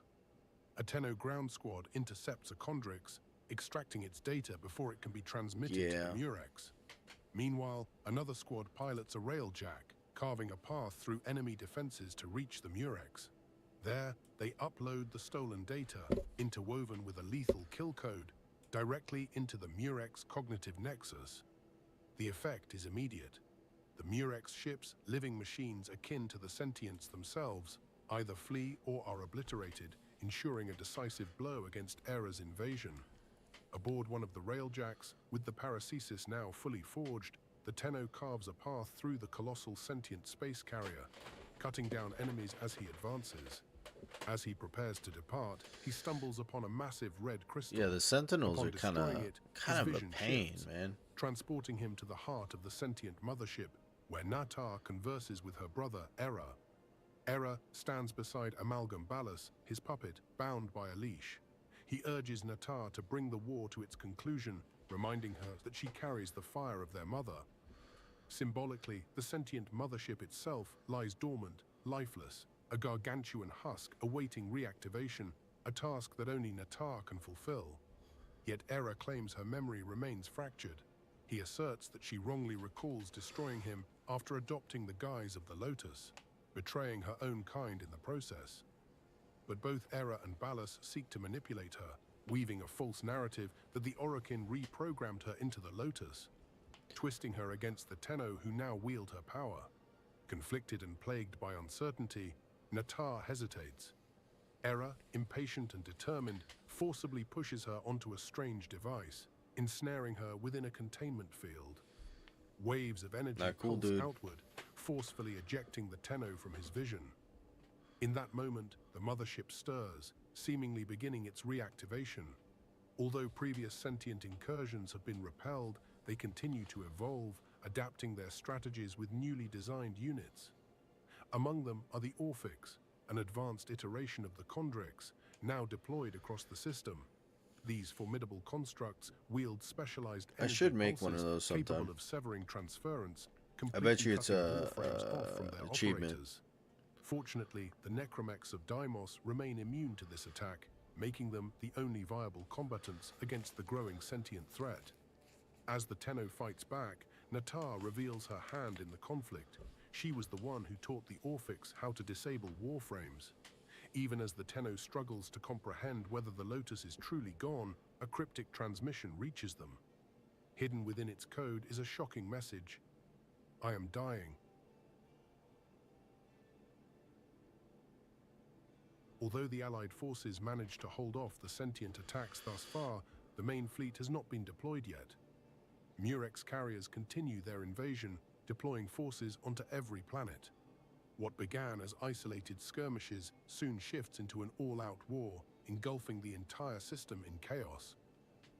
Amid the destruction, Ballas and Era move forward, preparing to execute the next phase of their plan. The new war has begun. The Sol system plunges into chaos as a relentless fleet of Murex ships lays waste to every planet. On Earth, in the plains of Eidolon, the Grineer struggle against the overwhelming might of the sentients. Amid the carnage, a determined Grineer soldier, Carl 175, fights his way through the battlefield, armed with his assault rifle, machete, and incendiary grenades. His mission, destroy the Chondrix, which continues shooting down approaching aircraft. Under Vey Hex supervision and lead, amidst the wreckage, Carl discovers a powerful bomb. His one chance to bring down the Chondrix. As the battle intensifies, a fellow squad is decimated. The massive Tusk Thumper, a formidable Grineer tank, is instantly destroyed. With no one left standing, Carl presses forward alone. Gripping a broken Warframe's shotgun, he makes a desperate charge toward the Chondrix, initiating the bomb. But before he can complete his mission, Era intercepts him. With his innate sentient power to control smart machinery, Era halts the bomb's detonation and seemingly takes control of Carl's mind. In the Vale Proxima, a united Grineer and Corpus fleet wages war against a relentless Murex. Amid the chaos, Veso, a Corpus technician, is tasked by Alad V with re-establishing the ship's command overrides. However, as Veso pushes forward, he makes a chilling discovery. The sentients have seized control of their MOAS and machinery, turning Corpus technology against its own creators. Leading a small squad, Veso fights through collapsed corridors and waves of enemies, methodically clearing a path to his objective. Meanwhile, Alad V, ever opportunistic, insists on standing down fire control, seemingly in an attempt to appease the attackers. Before reaching the final override, Veso is confronted by a formidable enemy, the Jackal. The massive Corpus war machine, now influenced by the sentients, proves a brutal obstacle. With careful strategy and coordinated teamwork, Veso utilizes his companions effectively, overcoming the mechanical beast and pressing forward. At last, he reaches the final console. Alad V regains control, immediately ordering the crew to stand down, having brokered a deal to appease to the sentient. But Vezo refuses to comply. In an act of defiance, he reactivates the heavy artillery, unleashing a devastating attack that annihilates both I the mean, hey sentient man, ship you're gonna and his die own, either way. choosing You destruction know that over dude's just submission. screwing with you. So, yeah. Perfect. The Tenno joins the battle, piloting his railjack with Teshin by his side, their sights set on the commanding Murex. Before engaging, Teshin warns of the Orphix fields. He vows to dismantle them, forbidding the Tenno from advancing until the task is done. As waves of sentient fighter ships descend upon them, the Tenno holds the line, obliterating enemy forces while Teshin prepares to infiltrate. Using the railjack slingshot, Teshin launches himself into the heart of the Murex. With Ordis's assistance, they systematically destroy 3 Orphix field reactors, finally clearing the path for Warframes to enter the battlefield. Venturing deeper into the Murex, Teshin scouts ahead, only to be ambushed by Era and Ballas. Forced into submission, a mask veil is placed upon him, a dangerous device designed to cloud his mind and bring him under Ballas's control. Though Teshin manages to tear the veil away, his resistance is met with brutal force, and Era seemingly delivers the killing blow. The Tenno arrives too late. Before him stand Era and Ballas, their treachery fully realized, just as Natar's cryptic warning had foretold. Ballas, now in command of the Sentients, has twisted Natar into a tool for his own ambitions. With cruel intent, he reveals her, weak and fading, before draining her life essence with a kiss, leaving her to die. A portal opens by Ballas' control. Natar is pulled toward it, but the Tenno catches her, holding on desperately. With fading strength, she pleads to be let go. But before the Tenno can act, Ballas wields the paracesis. That was kind of a sick moment. In one swift motion, he severs Natar's hand. Then, unable to kill the Tenno outright, he drives the blade deep through his chest. As Teshin and the two are cast into the void portal, Ballas makes his final move, attempting to entrap them in an endless time loop. With no major threat left to challenge Ballas, the entire system falls under his iron rule. The sentient forces conquer and subjugate every planet, enslaving their inhabitants under the Nama faction. Bound by mask veils, the people are mind-controlled, reduced to mere tools for Ballas's dictatorship. Amidst this oppression, a lone drifter arrives on Earth, determined to raid a Nama encampment and liberate the veiled prisoners. Stealthily maneuvering through the stronghold, he frees several Ostron captives, only to be ambushed by an Archon. A monstrous fusion of sentient and Warframe, the Archon is powered by concentrated sentient energy, an Archon shard. Outmatched, the drifter barely escapes, reaching his ship just in time. Back in a safety, the drifter somehow manages to recover Natar from the time loop. Though she is barely alive, her body almost entirely missing. The life essence Ballas stole from her must be restored quickly, or she will vanish completely. As the drifter is revealed to be an older version of the Tenno, stripped of void powers, he sets out with Ordis to infiltrate a mask veil factory in the Orb Valleys. There, they steal a Nama ship, allowing them to move freely through the system. With Natar's condition rapidly deteriorating, the drifter embarks on a desperate journey to Uranus in search of her father, Hanhao. Upon arrival, he is captured by the Stalker. Though still hostile, the two recognize the greater threat, and Hanhao agrees to assist in their shared struggle. So this is what I was talking He about. explains that the Archon shards may hold the key to restoring Natar's strength, and grants the drifter a legendary sentient bow, Nataruk, capable of slaying the Archons. Yeah, that As was the sick. drifter prepares to depart, Era intercepts them, clashing with Hanhao. His father counters, urging Era to abandon his misguided servitude. Era, in strong belief he is not being manipulated by Ballas, promises to find Natar, now aware of her survival. Determined, the drifter tracks down the first Archon, a serpent-like beast. In a fierce battle, wielding Nataruk, he slays the creature. Before it can resurrect, the Stalker tears the shard from its body and hands it to the drifter. With the first shard, Natar regains part of her form, but she is far from complete. Furious, she demands more. The second battle proves even deadlier as sentient forces intensify their resistance. After much struggle, the Drifter retrieves a second shard, granting Nata enough strength to reclaim some of her power. Yet, she does not recognize the Drifter as the true operator, his lack of void abilities distorting her mind.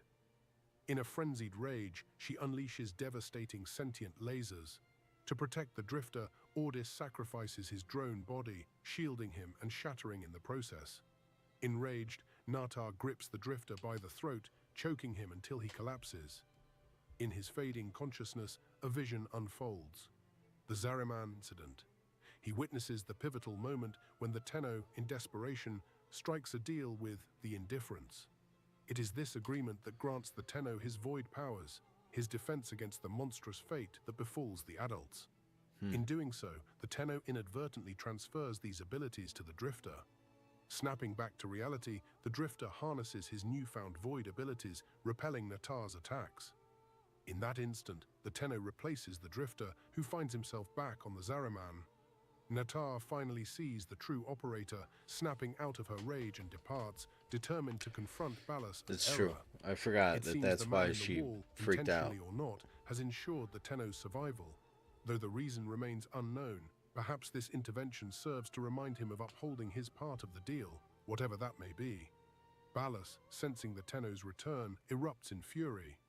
He commands Era to recall the sentient fleet, preparing for Nata's arrival. His plan is clear. He will use her to eliminate the Tenno once and for all. Shortly after Nata's departure, the Zariman mysteriously reconnects with the current timeline. Whether this is the Drifter's doing, who now resides on it, or a consequence of the two versions of the Tenno being linked, remains uncertain. The operator sets out for the Zariman, which now remains half-anchored in a void portal. Here, the operator encounters the Drifter, giving him some explanations, but being extremely cryptic in the process. The Drifter is not merely an aged-up version of the Tenno, but rather a being from an entirely different reality. Unlike the operator, he was never saved from the Zariman 10-0, which only further shows the puzzling nature of the Indifference. Yet certain questions remain unanswered. The older Tenno does not explain how he replaced the operator, nor how he managed to recover Nata. However, the paradox of them both now existing in the same reality dictates that only one of them can actively occupy regular space, and together they decide. The Drifter will be the one to end the war, while the operator presumably remains on the Zariman, though at all times available to switch places as needed. Leaving the Zariman, the Drifter, now possessing void powers, takes control of the Warframes. Determined, he follows Nata back to Cetus, ready for the final confrontation. In Cetus, the Tenno unmasks several veiled Ostrons, uncovering the full extent of Nama's devastation. The faction has ravaged the Unum's Orokin Tower, extracting her temple kuva, an invaluable substance used to cure their void sickness. The Drifter frees Konzu from captivity. In assistance, Konzu grants him an airship to ascend to the Murex, still stationed atop the ruined Orokin Tower. Nata, however, forbids the Drifter from following. She believes it is her own fight to kill Ballas, who is already en route to the sun aboard the mothership Pragaza. With Pragaza's immense power, Ballas seeks to absorb the sun's energy entirely. Determined to handle the battle alone, Nata attempts to stop the Drifter. She knocks him off the Murex before leaping toward Pragaza. In response, Cephalon Psi arrives with the railjack, and they immediately give chase. As they close in on the burning star, the sun's heat waves begin to overwhelm the railjack. Taking cover behind debris from the shattered sentient fleet, they maneuver close enough to board the mothership. Before the Drifter can arrive, Nata crashes the Murex directly into Pragaza, causing severe damage. An Orphix field is deployed, preventing Warframes from entering. This dude did Forced not to care adapt, the Drifter about protecting boards the ship. Pragaza in his necromech. Unexpectedly, Era appears. He admits his mistake. Ballas has deceived him, and now he seeks to save Nata before it's too late. Together, they resolve to kill the third Archon, the final step in fully restoring Nata. Yet Pragaza is rapidly destabilizing from the impact of the Murex. As they push forward, the ceiling collapses, nearly burying them. In a last act of defiance, forgot Era holds did back that. the wreckage just long enough for the Drifter to escape before succumbing to the falling debris. With the Orphix generators disabled by destroying its generators, the Warframe regains its functionality. The Tenno seizes the opportunity, destroying the final Archon and claiming its shard, the key to completing Natar's restoration. Moments after Natar arrives, the Tenno reaches Balas's throne room for a final confrontation. As the ship crumbles and the sun is drained of its energy to restore Pragaza, Balas opens a massive void portal. His plan is clear. He intends to escape to the Tau system, leaving the Origin system in ruin. Balas turns his wrath on Natar, attacking her with relentless force. But before he can finish her, the Tenno intervenes, saving her from the onslaught. In the struggle, the Tenno is thrown to the ground, losing the Archon shard. Seizing the opportunity, Balas absorbs it, gaining newfound power, enough to take full control on Natar. With her will subverted, Balas commands Natar to turn against the Drifter. However, the Drifter fights back, deflecting her attacks toward Nama control discs. Each shattered disc weakens Balas's influence over her. When the last disc falls, Natar breaks free, launching an assault on Balas. But he is still too powerful. In a ruthless move, he seizes the Tenno's paracesis and drives it through Natar's heart. Seconds before decapitating her, the Drifter forces a mask veil onto Balas, immediately trapping him in a trance. Now helpless, Balas succumbs to illusion. Seeing the true Margulis alive once more, she beckons him, pleading for his affection. Bewitched, he kisses her, only for Natar to drain his life essence and the Archon energy. Empowered, she rises in her new form, the Radiant Lotus. Balas is finally dead, yet the void portal remains unchecked, reaching critical mass as it expands uncontrollably. With her newfound strength, Lotus struggles to close it. Then, from the depths of the portal, the man in the wall emerges, an immeasurable, towering entity, dwarfing even the sentient mothership. This impossible being seems unfazed by the sun's solar flares or the Lotus' new powers. It speaks in its eerie void tongue, teasing and laughing in distorted mimicry of the Tenno. Before the portal collapses, it lunges toward Lotus, then vanishes completely. Lotus collapses, weakened but alive. The Drifter rushes to her aid, carrying her back to their base. When she awakens, she denies having seen anything emerge from the portal. Despite Balas's death, the Nama threat persists. Recognizing the ongoing danger, Lotus resumes her role as the Tenno's guide. I don't think we actually did this too far out of order. I mean, you kind of couldn't, because it was locked, but... Their alliances have crumbled, and each faction struggles to recover from devastating losses. Balas, now a martyr to Nama fanatics, fuels the resurgence of their forces. Error has been lost, falling under the control of the Archon leader, Pazul. Once a peacekeeper in the Tau system, Pazul now acts as a parasite, suppressing Error's mind and bending him to his will. As Pazul rebuilds his Archon fleet, the Tenno fights tirelessly to prevent him from amassing unchecked power. With Lotus stationed on Lua, guiding the resistance, both the Drifter and the Tenno work to unravel their paradoxical nature, seeking answers to their link with the Void. Before suddenly emerging in place of the young Tenno from the original timeline during the New War, the Drifter remained trapped in an eternal time loop within the void of a fractured reality. Barely remembering his own name and stripped of all emotion, he wandered the floating islands of Duviri, a world shaped by his thoughts. Inspired by the storybook written by Eularia Entrati, as breathtaking as it was perilous, Duviri was adorned with colossal statues and grand cities inhabited by people, wildlife, and peculiar plants, drifting amidst an endless sea of clouds. Okay, we did do this a little early. The Zaraman loomed impossibly large, a decayed remnant of its former glory, ravaged by the void. The man in the wall had already begun tearing away pieces of the islands. Even Albrecht had once set foot in this realm, as documented in his personal journal. Before Duviri became cruel and twisted, it had been a vast playground for a lost Tenno of the Zariman, one who had never been saved by the man in the wall's bargain and thus never received its powers. Instead, the Tenno remained trapped in the void, a space infinitely malleable by thoughts and emotions. Dang, double stab. In his solitude, he conjured a living world filled with companions, among them Dominus Thrax, the ruler of Duviri. Once the Drifter's closest friend, Dominus had since become an unpredictable and ruthless sovereign, wielding the power to reset the realm's time by a single day.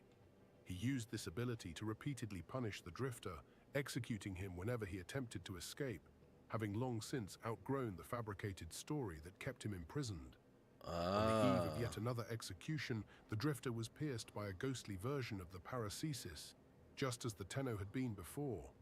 In that moment, the severed hand of Natar, cut off by Ballas, crashed onto Duviri.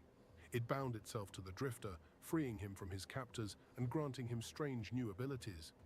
Armed with the Executioner's pistol, he followed the hand's guidance through harrowing encounters with void-twisted skeletal Dax soldiers and a Yeah, I terrifying was gonna say. Oroworm, That makes sense. a That's colossal Natar's hand. biomechanical serpent of Orokin design.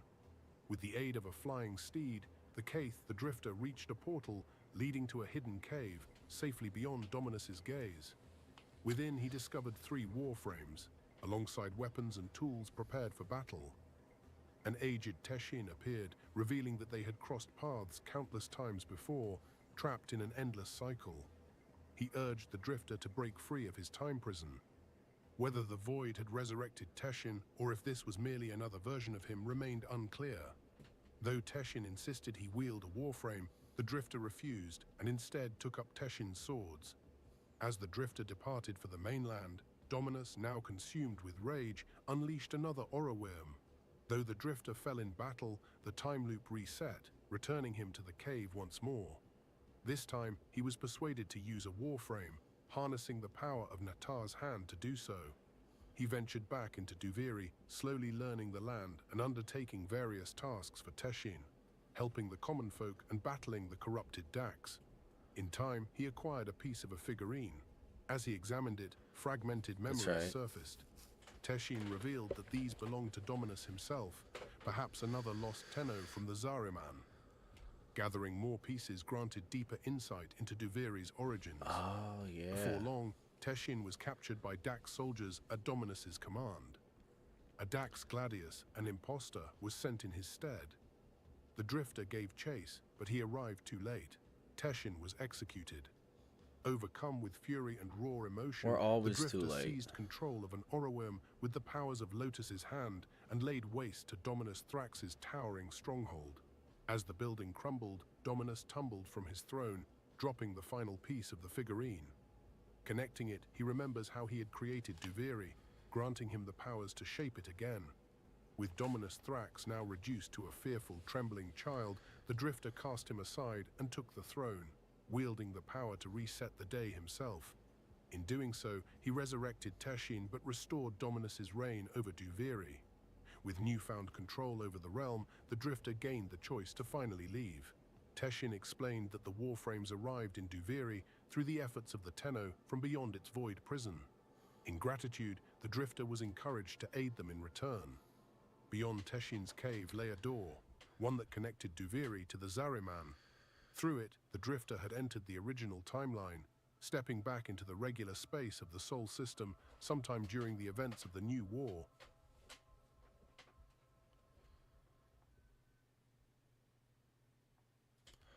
Okay, alright. This is probably the last Drifting in arc. the outer Sol system, the recently resurfaced Zariman beckons attention. A haunting song emanates from the colossal vessel, luring the Corpus and Grineer who seek to exploit its hidden artifacts. At the same time, the Ooh, okay. This is one that I haven't played yet. I don't want spoilers on it.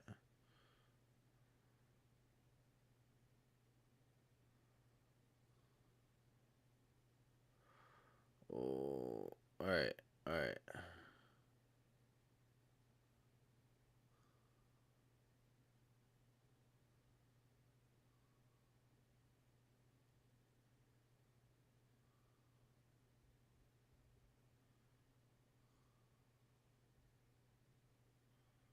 I'm gonna go here. At the end of the New War, Ballas unleashed vast amounts of void energy, inadvertently strengthening the man in the wall's influence over regular space.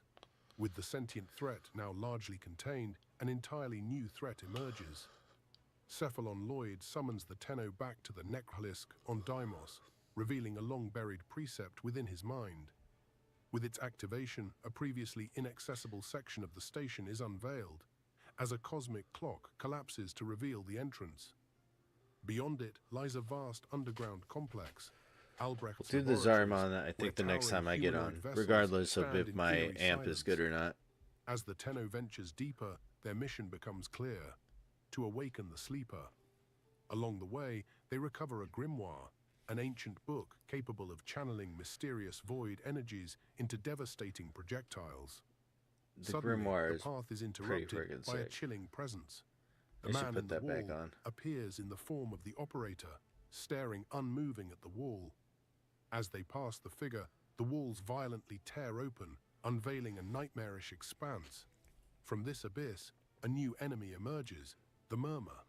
The Murmur are horrifying extensions of the man in the wall, composed of shifting geometric rock formations with countless hands, feet, and eyes. Their most terrifying trait is their ability to merge, forming colossal, more complex versions of themselves. Each fusion enhances their physical strength, intelligence, and grants them entirely new abilities.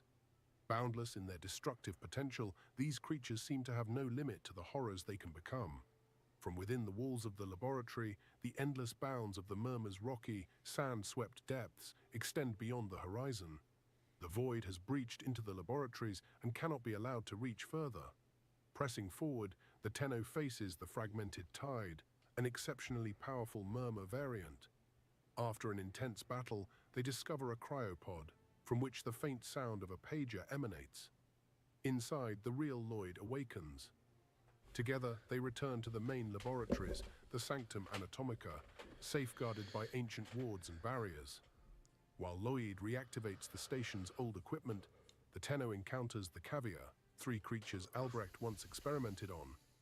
Fibonacci the fish, Tagfair the deer-like being, and Bird 3, a tropical avian hybrid.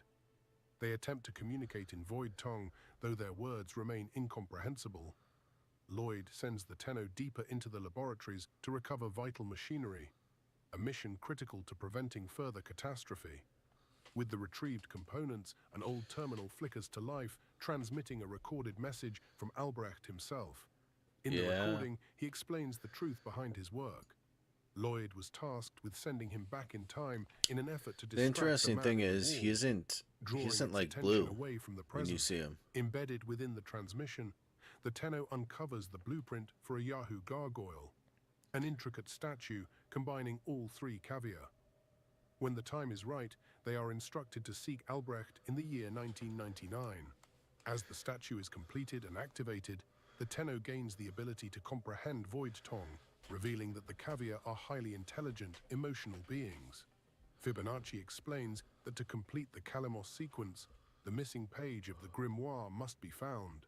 With his assistance, the Tenno ventures deeper into the ruins. Yo, what's up, Hobble? Eventually locating the final page. But like what he was, though, right? Or is it because he went back in time that now he's not, or something?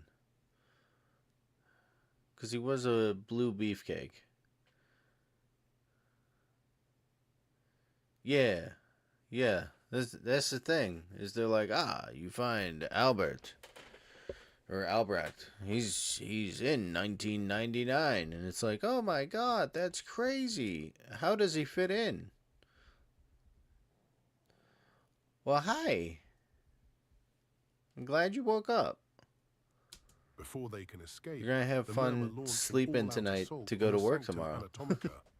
As the battle intensifies, the Tenno connects the completed grimoire to the Yahoo gargoyle, granting them the power to face the newly formed Fragmented One, an even more dangerous Murmur fusion. Within the lost page, a hidden revelation emerges. Albrecht's heartfelt words of admiration for Lloyd, his unspoken love. After defeating the Fragmented One, a void-possessed vessel awakens, forcefully expelling the Tenno from his warframe. In a desperate moment, just before being crushed, they manage to transfer into a second vessel, one that mirrors the corrupted entity. Rather than attacking, the Tenno reaches out, forging an emotional connection, an act of compassion that pacifies the void-possessed being. Even in Love the always abyss of the wins. void, it seems emotion and love holds power. The vessels freeze in place. The Murmur stop their attack, and the Sanctum seems to be secure again. Lloyd, witnessing this extraordinary event, is now more determined than ever to complete the sequence. Though the Murmur's greatest assault has been repelled, their threat never ceases. Together, Lloyd and the Caviar stand guard over the laboratories, preparing for the final step, sending the Tenno after Albrecht, waiting for him in the past. Before vanishing, the man in the wall appears far outside the laboratories with the void. Yeah, I hobbled if you're still here. I just didn't. I wasn't feeling like playing unless somebody else got on. So I was like, heck it, I'll watch like an hour of this, and then like now I'm 2 hours in, and I'm like, yeah, all right. Which I had a ton of questions in the beginning because I didn't remember half the stuff, but now it's been like pretty much smooth sailing. So yeah. Yeah, I did skip over the Angels because I haven't done that one yet. But I think I just might play it on hard mode and just do it with my default amp thing. Yeah, it's it it makes a little more sense now that it's ordered a little better, but like, I still have a bunch of random questions of like, okay, cool. But you didn't really fill in any of this, guys. Come on, help me out. Version of Albrecht. He picks a lotus flower's petals, setting his sight on the Tenno's guide. He mentions the betrayal by the Tenno not upholding their end of the deal before crushing the flower in his hand. With the Murmur's primary assault on the Sanctum Anatomica repelled, deeper incursions into the voidscape and concealed safes are now underway.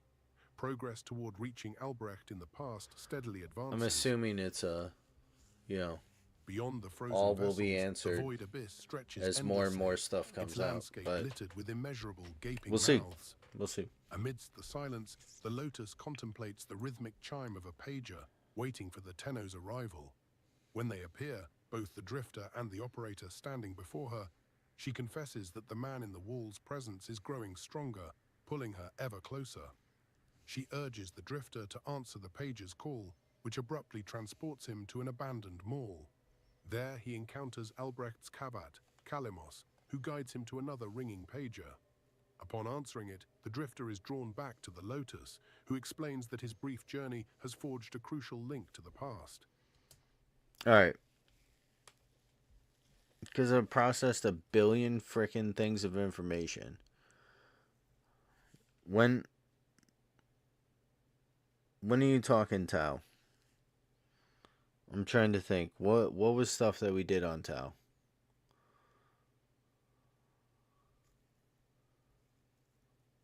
Like the the old piece. Yeah, this doesn't have it in there.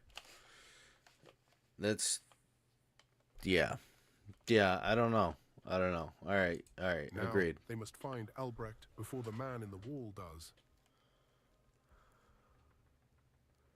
But yeah, Before I the agree. Drifter can That is embark on pretty his journey to the spontaneous. past, he must first aid the Stalker.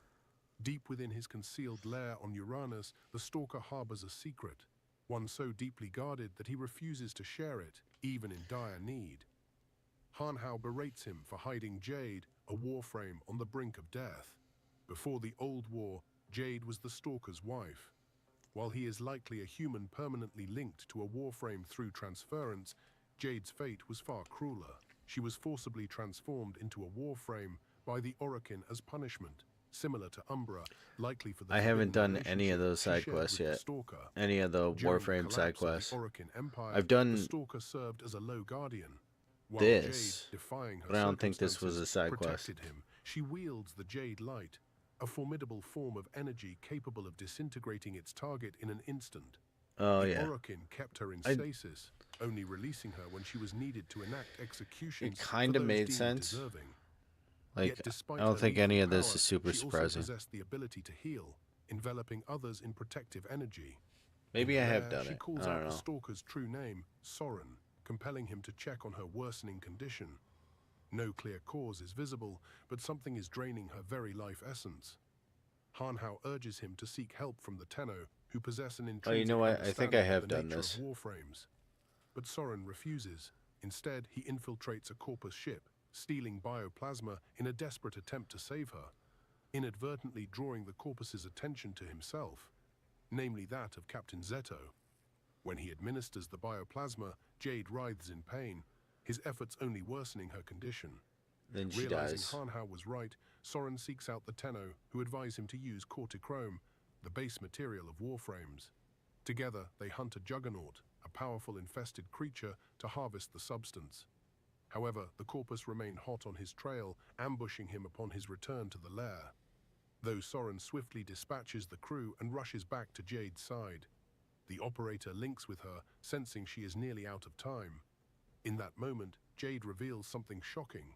She is pregnant, likely since she was turned into a Warframe, and the infant is the source of her dwindling energy. They apply the cortichrome, Oh, but yeah. it is too late. As Soren I grows think you were increasingly in desperate, the stream Jade when I reaches was for his doing this hand. one, because or In maybe their it was final somebody else. embrace, I was like, she damn, disintegrates into a radiant green pregnant wave of Warframe? energy, That's crazy. leaving behind their And then I newborn kept son. screwing up trying to get The out with the child frickin' inherits baby. Jade's light, a portion of which transfers to Soren, enveloping him in her luminous life force. But the Corpus reinforcements arrive, led by Captain Zito. She believes to have made a significant discovery and alarms Parvos Granum's right hand herself, Vala Glarios, to witness the ensuing battle. Cradling his son, now infused with the Jade light, Soren fights his way to the surface. Upon breaching the depths of the ocean, he encounters They're an like, elite kill him! squad of And then Corpus they crewmen. stop, and they're like, They oh wait, open he fire, got baby. barely held at bay by Soren's fading strength. Yet when Zito hears the faint cries of the infant, she orders a ceasefire. Moved by the impossible sight before her, she allows Soren to pass unchallenged. He does not retaliate. Carrying his son, he boards his ship, leaving behind the lair, now illuminated by Whoa, Jade's whoa, whoa, whoa. essence How do in we the know form that's of his tiny son? motes. As Hanhao entrusts the synthesized blueprint of Jade's Warframe to the operator, he solemnly remarks that Jade would have wanted this. And so, Soren vanishes into the unknown. The Corpus breach the lair and harvest the traces of the Jade light, empowering their Eximus units with its properties. The time has come for the Drifter to leap back in time, tracing the steps of Albrecht Intrati before the man in the wall can reach him. Lloyd's preparations are complete. I have to say, that is an extremely random just chunk that is just thrown in there. Like Jade Shadows should be...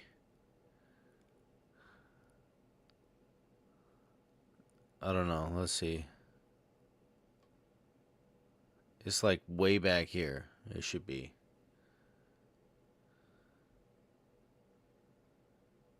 Yeah. I mean, like, when the stalker is coming after you, like, it should be further back in here. Like, I don't know where it was. One of them. I don't know. But, yeah, it just seems random to be like, you've made a best friend with a giant monster that you've caressed his face. And, now, go and help out this Warframe. Oh, and then just go right back into the area where you made a best friend. Yeah, this is supposed to be, like, chronological story stuff. Is my understanding. But, yeah. I don't know.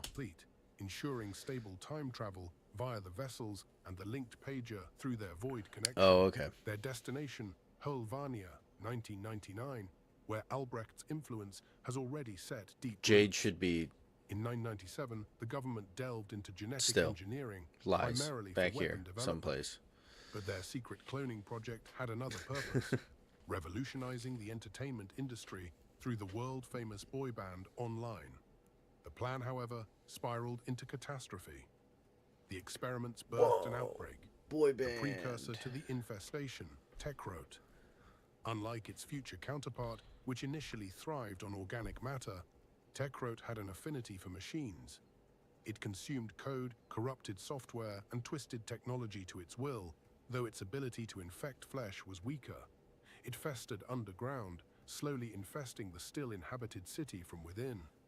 In response, the government deployed the Skaldra, a ruthless military force specializing in Techrote extermination. Armed with highly corrosive effavon, they purged the streets, forcing the infection underground. Leading the charge was Major Nessie Rusalka, This is some who imposed BioWare martial law and mass quarantines. type of Albrecht arrived in Hulvania randomness. in 1998 under This the is the alias vibes I got from Dr. this Friday. lady. His supposed miracle drug offered temporary relief, but also turned recipients into silent carriers, accelerating the virus's spread. As mutations strengthened Techrote beyond control, Albrecht introduced the Helminth virus. Few survived the treatment, but those who did became proto-frames, hybrids wielding Warframe-like abilities, yet retaining their minds. These survivors, now known as the Hex, blamed Albrecht for the devastation and for their transformation into part-mutated beings. They also uncovered Skaldra's dark dealings, deploying Techrote as a tool to clear settlements, masquerading as saviors. With Hulvania completely locked down, a three-way war raged between the Skaldra, Techrote, and Proto-frames. Amidst the chaos, their mission was... So, like, Intrati is, like, just a demon no matter where he's at. Like, and, like, the storyline makes it, towards the end, makes it seem like he is a decent person. Or, like, something that he's like, oh, whoops, fricked up. Like, trust, fam. But, like, the whole thing back on our timeline, then we go into 1999, and, like, he just oopsied some tech rot or something like that, and now everybody's like, hey, it's all your fault, you suck, we need to kill you. But also I understand, like, I hope the Shadow Stalker or whatever the hell the thing is that's coming out in March kind of clears up some of this, because part of the issue that I'm having is, like, they're, like, kind of all over the place, and Entrati is, like, he's the bad guy perpetually, right? So, but also, like you had mentioned, Hobble, he's not Orican. So, like, okay, but he was hanging out with Lloyd, but when they were showing stuff with Lloyd, he also didn't look Orican. Well, yeah, the man that is the wall that is in the wall is the bad guy. Like, I get that. That's this, but, like, they keep putting Entrati up as, like, he's the mastermind that keeps doing these things because he thinks that everything is going to be better, but also he thinks all the good people are, like, idiots and, like, are making everything worse, type of thing. They're like giving him the good guy bad guy type of vibe. I don't know. I don't understand all the different versions of him. I don't think I missed anything in the video. Like, yeah, he's like weird space Tony Stark, right? You know, he first was blue, now he's not blue anymore. Now he's just, you know, walking around in present day. Like, I don't know. All right. Maybe they'll make sense out of it here. Clear. Find Albrecht. On December 31st, 1999, the city's nuclear reactor erupted. Yet with Albrecht's interference and the Drifter's arrival, time rewound by 24 hours. Arthur James Nightingale, leader of the Hex, received Albrecht's cryptic invitation on a mall computer. Joined by Amir, Aoi, Quincy, Letitia, and his sister Eleanor, the group set out on their atomocycles to track him down. Rusalka ambushed I like Arthur a lot on of the stuff streets. that comes with this Though she part retreated, of the story, Arthur easily dispatched but I Skaldra hate the forces. world. The battle world's kind of intensified obnoxious. when an Effavon tank rolled in, transforming the fight into a brutal struggle. Destroying it, he watched the ground collapse, revealing Techrote-infested wreckage. Eleanor's telepathy guided him deeper toward Albrecht's location. In the infested sewers, a giant maw regurgitated a fully formed Excalibur warframe, locking Arthur into a violent clash. The Drifter had been traveling through this warframe itself, attempting to infiltrate Arthur's mind. Arthur rejected the intrusion, forcing the Drifter out before stabbing his hand and dragging him into the mall. 20 hours before the nuclear disaster, Skaldra captured Albrecht, subjecting him to interrogation by Rusalka and her lieutenant, Viktor Vodianoy. It was then revealed Rusalka was possessed by the man in the wall, shifting forms to torment him. Albrecht mentioned the Indifference's one vulnerability: love. In the mall, the Hex interrogated the Drifter, but ultimately gave him a chance to prove his worth. Together, they plotted Albrecht's rescue after Skaldra announced his capture. Battling their way through enemies, the Drifter arrived at the holding cell, only to be greeted by the eerie grin of the Indifference before it vanished. Back at the mall, Kalemos led the Drifter to a back room, revealing a fully stocked arsenal reminiscent of the future. All right, and I have theories on what the Indifference is, because the Indifference is just basically like our void infected self. That's what I've gotten out of this whole thing. You can tell me if I'm wrong, Hobble, or not. But like, it's like, you know, the worst version of ourselves that the void, when the Zariman got blown up and hit with the void evilness, and everybody, all the adults started killing one another and all that. Like, I don't know, but like, yeah, it keeps popping up, and I'm waiting for it to actually like be about something. And I know that there's like some stuff that we go through in here, but it's just, yeah. Okay, it takes our form to mess with it. Yeah, but like, I don't know. I've watched an hour and 55 minutes of this video, and I'm still sitting here and I'm like, yeah, but I didn't get a ton of stuff explained yet that I care about, which, I mean, credit to the team. Like, it's a very big immersive storyline with a bunch of different bits and pieces, but like, then there's always like that, okay, cool, we got an update that, you know, I mean, look at the old piece, right? All right, we got an update with the old piece, but then it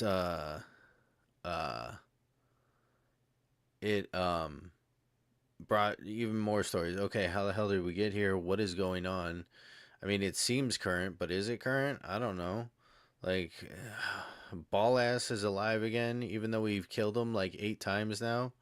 Like, but is he alive? Is this a different universe that we went to? Because I know that there is Tau. That Tau was where Ball Ass was trying to go after he was collapsing the origin. So like, it seems like a parallel universe, but like, is it like the Drifter style parallel universe? I don't know.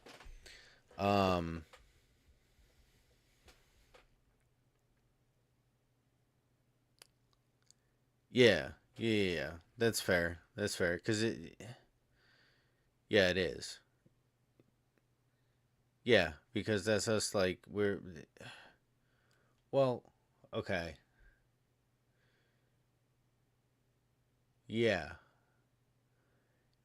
The thing is taking place in the past, but also like, it's like we're in a deprivation tank,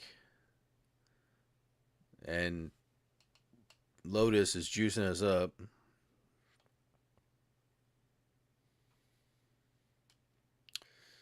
Yeah, maybe. I don't remember the last part right now. My brain is just too juiced with just random Warframe things. So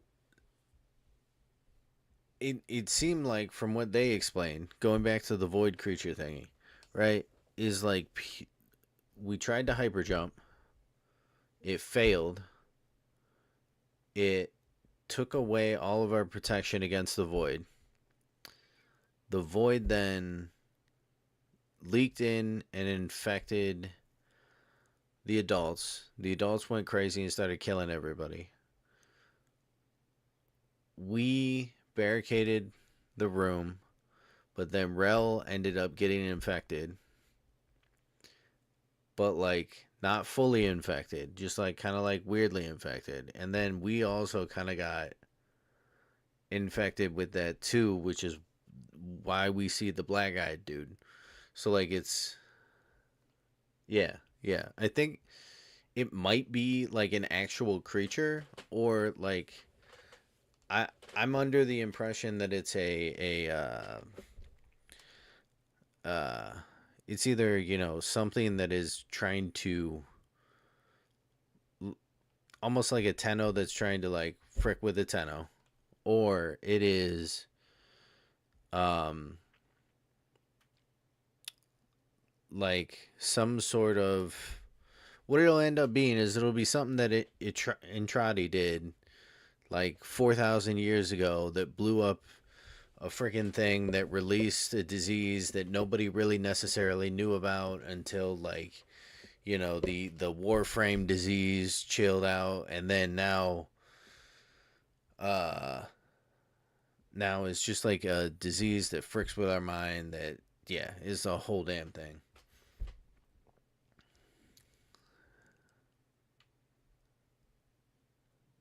Okay, you're thinking that we didn't actually fail when we went hyperspace. We made it to Tau,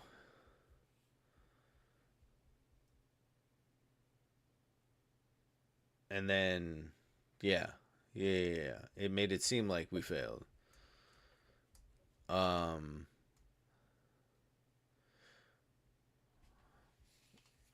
Okay. All right. Maybe. I don't know. We'll see. All right. On a nearby computer, 4 minutes. he uncovered a I recorded might be able message to do from it. Albrecht. The truth became clear. They were both trapped in a warped time loop. To break free and hold back the invading murmur, they needed an immense energy surge, the nuclear explosion itself. Out on the streets, Amir and Aoi located Albrecht held in a convoy. The drifter rushed in to Blow intervene, this dummy up. obliterating Skeldra forces. In the chaos, Rusalka crashed her truck, injuring herself but leaving Albrecht unharmed. He explained that in this loop, the man in the wall continually possesses Rusalka. To sever its grip, she had to die. The drifter refused. Furious, Albrecht lashed out until the indifference suddenly recovered. Its power surged, whisking both Albrecht and the drifter away.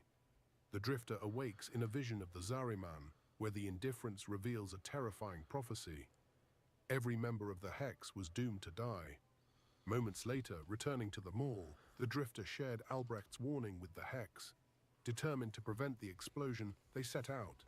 And then, just as predicted, the slaughter unfolded. Eleanor, alongside Letitia, manipulated the Techrote to divert Skaldra's forces, but fell to the lure of the infestation's control, attacking Letitia as one of the infected. Amir, Arthur, and Aoi held the line while Quincy provided sniper support, until an enemy tank spotted him and obliterated him. At the nuclear facility, Amir struggled to hack the reactor, loosening the locks Aoi desperately secured with her telekinetic abilities. She perished, overwhelmed by exertion. Arthur, battling a monstrous Techrote deep within the core, watched Entrati appear, executing Amir before he himself succumbed to fatal radiation exposure. The drifter confronted Entrati, pleading that they could save them. Albrecht explains that he can only save them if he truly knows and understands them. He declares his departure for the Tau system and shoots the drifter before vanishing. Before collapsing, the drifter harnessed Duviri's power, resetting the time loop once more. Inside the loop, Lloyd made contact. Duviri's reset had extended the loop to a full year. This granted the drifter precious time to forge deeper bonds with the Hex. Strengthening their resolve, mastering their abilities, and fortifying their mission, they worked tirelessly to prevent the nuclear catastrophe. As the cycle continues, the Hex use their knowledge to fight back against the outbreak and protect Hulvania's remaining civilians. The drifter gained full control over his place in time, entering and exiting the loop freely. With Albrecht's grand scheme crumbling, as the indifference had even followed him back in time, he fled into the unknown. Meanwhile, Rusalka still remains at large. Yet amidst the ongoing battle, new proto-frames joined the Hex, steadily transforming their faction into a safe haven for those trapped in the war. After the indifference terrorized Duviri, every action thus far seems to lead us to the sentient homeworld, to the Tau system. Dear listener, this marks the end. Until further notice. Okay. So, I mean, I guess that's kind of it, right? You know, the Entradi's like, yo, I'm headed out to Tau. Get frick, nerd. And then we're like, all right, sick. Well, we're gonna revert the whole damn timeline and bet I'll see your ass at Tau. So I guess that's what kind of gets us there, right? Okay, that kind of explains it. Neat, neat, neat. Yeah, yeah. Let's see. I'm gonna boot up Warframe for just a second to get the random freaking daily reward. And then I think I'm gonna call that I'm gonna call that a wrap for today because this room is cold as hell. I'm friggin' dying. Nope, stop. Nope, quit it. There.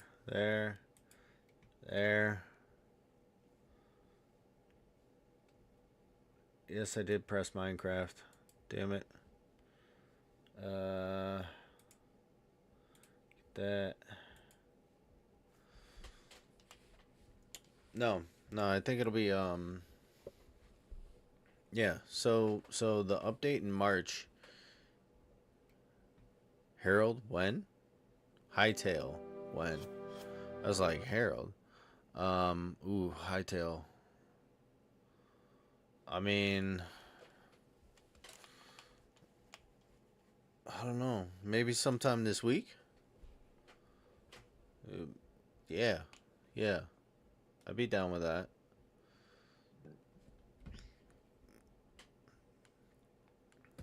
I also have to hide that one from Liam. He'll want to play that.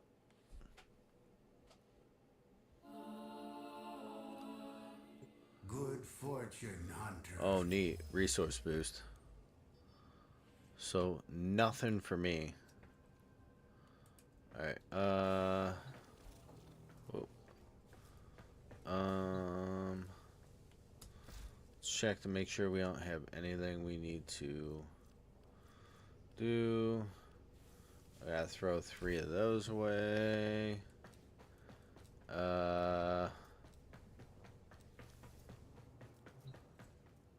Do all of these stupid missions. Oh, actually, I remember what I gotta do with that one. That's right. Go to... What was it? Oh, there. Saturn.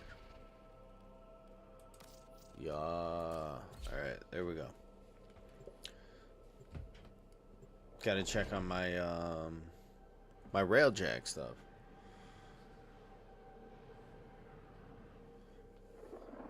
Hunter, do not waste your time with this idiot Cephalon, spewing corrupt data streams about music of all things. The epitome of meaningless data. She ought to be disconnected from the weave and erased. Dang. It's kind of mean. Oh, yeah, here. Let's see.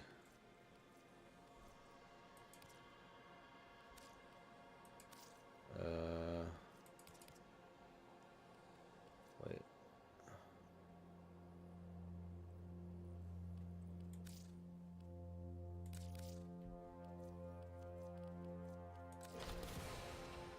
Okay.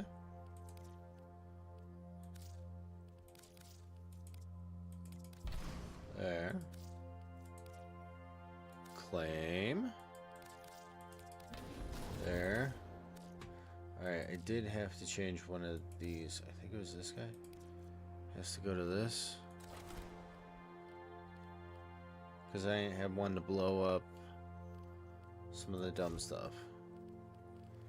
Okay. Crew.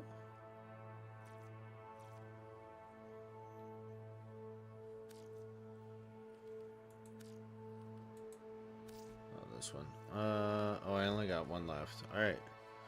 So I'm caught up there. Beautiful. Beautiful, beautiful, beautiful, beautiful, beautiful. Shall we? Oh, I got so many Coming of those up to do next. still. Alright.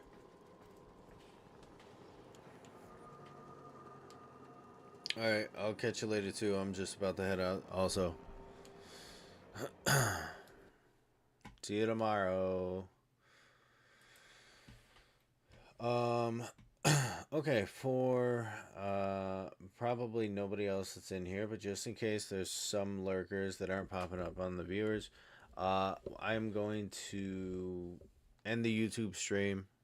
I'm going to send Twitch over to some channel, which I'll pick out now. In addition to that, just want to say thanks for hanging out. Thanks for checking out the whole dang thing. I know it was a long time, hour and 50 some minutes. Well, probably more than that, like 2 hours and 15, 2.5 hours. But yeah, thanks for stopping by. Take care of one another. Be kind to each other. Be good. If nothing else, just be some semblance of good in the world. That's all I ask. All right. So until next time,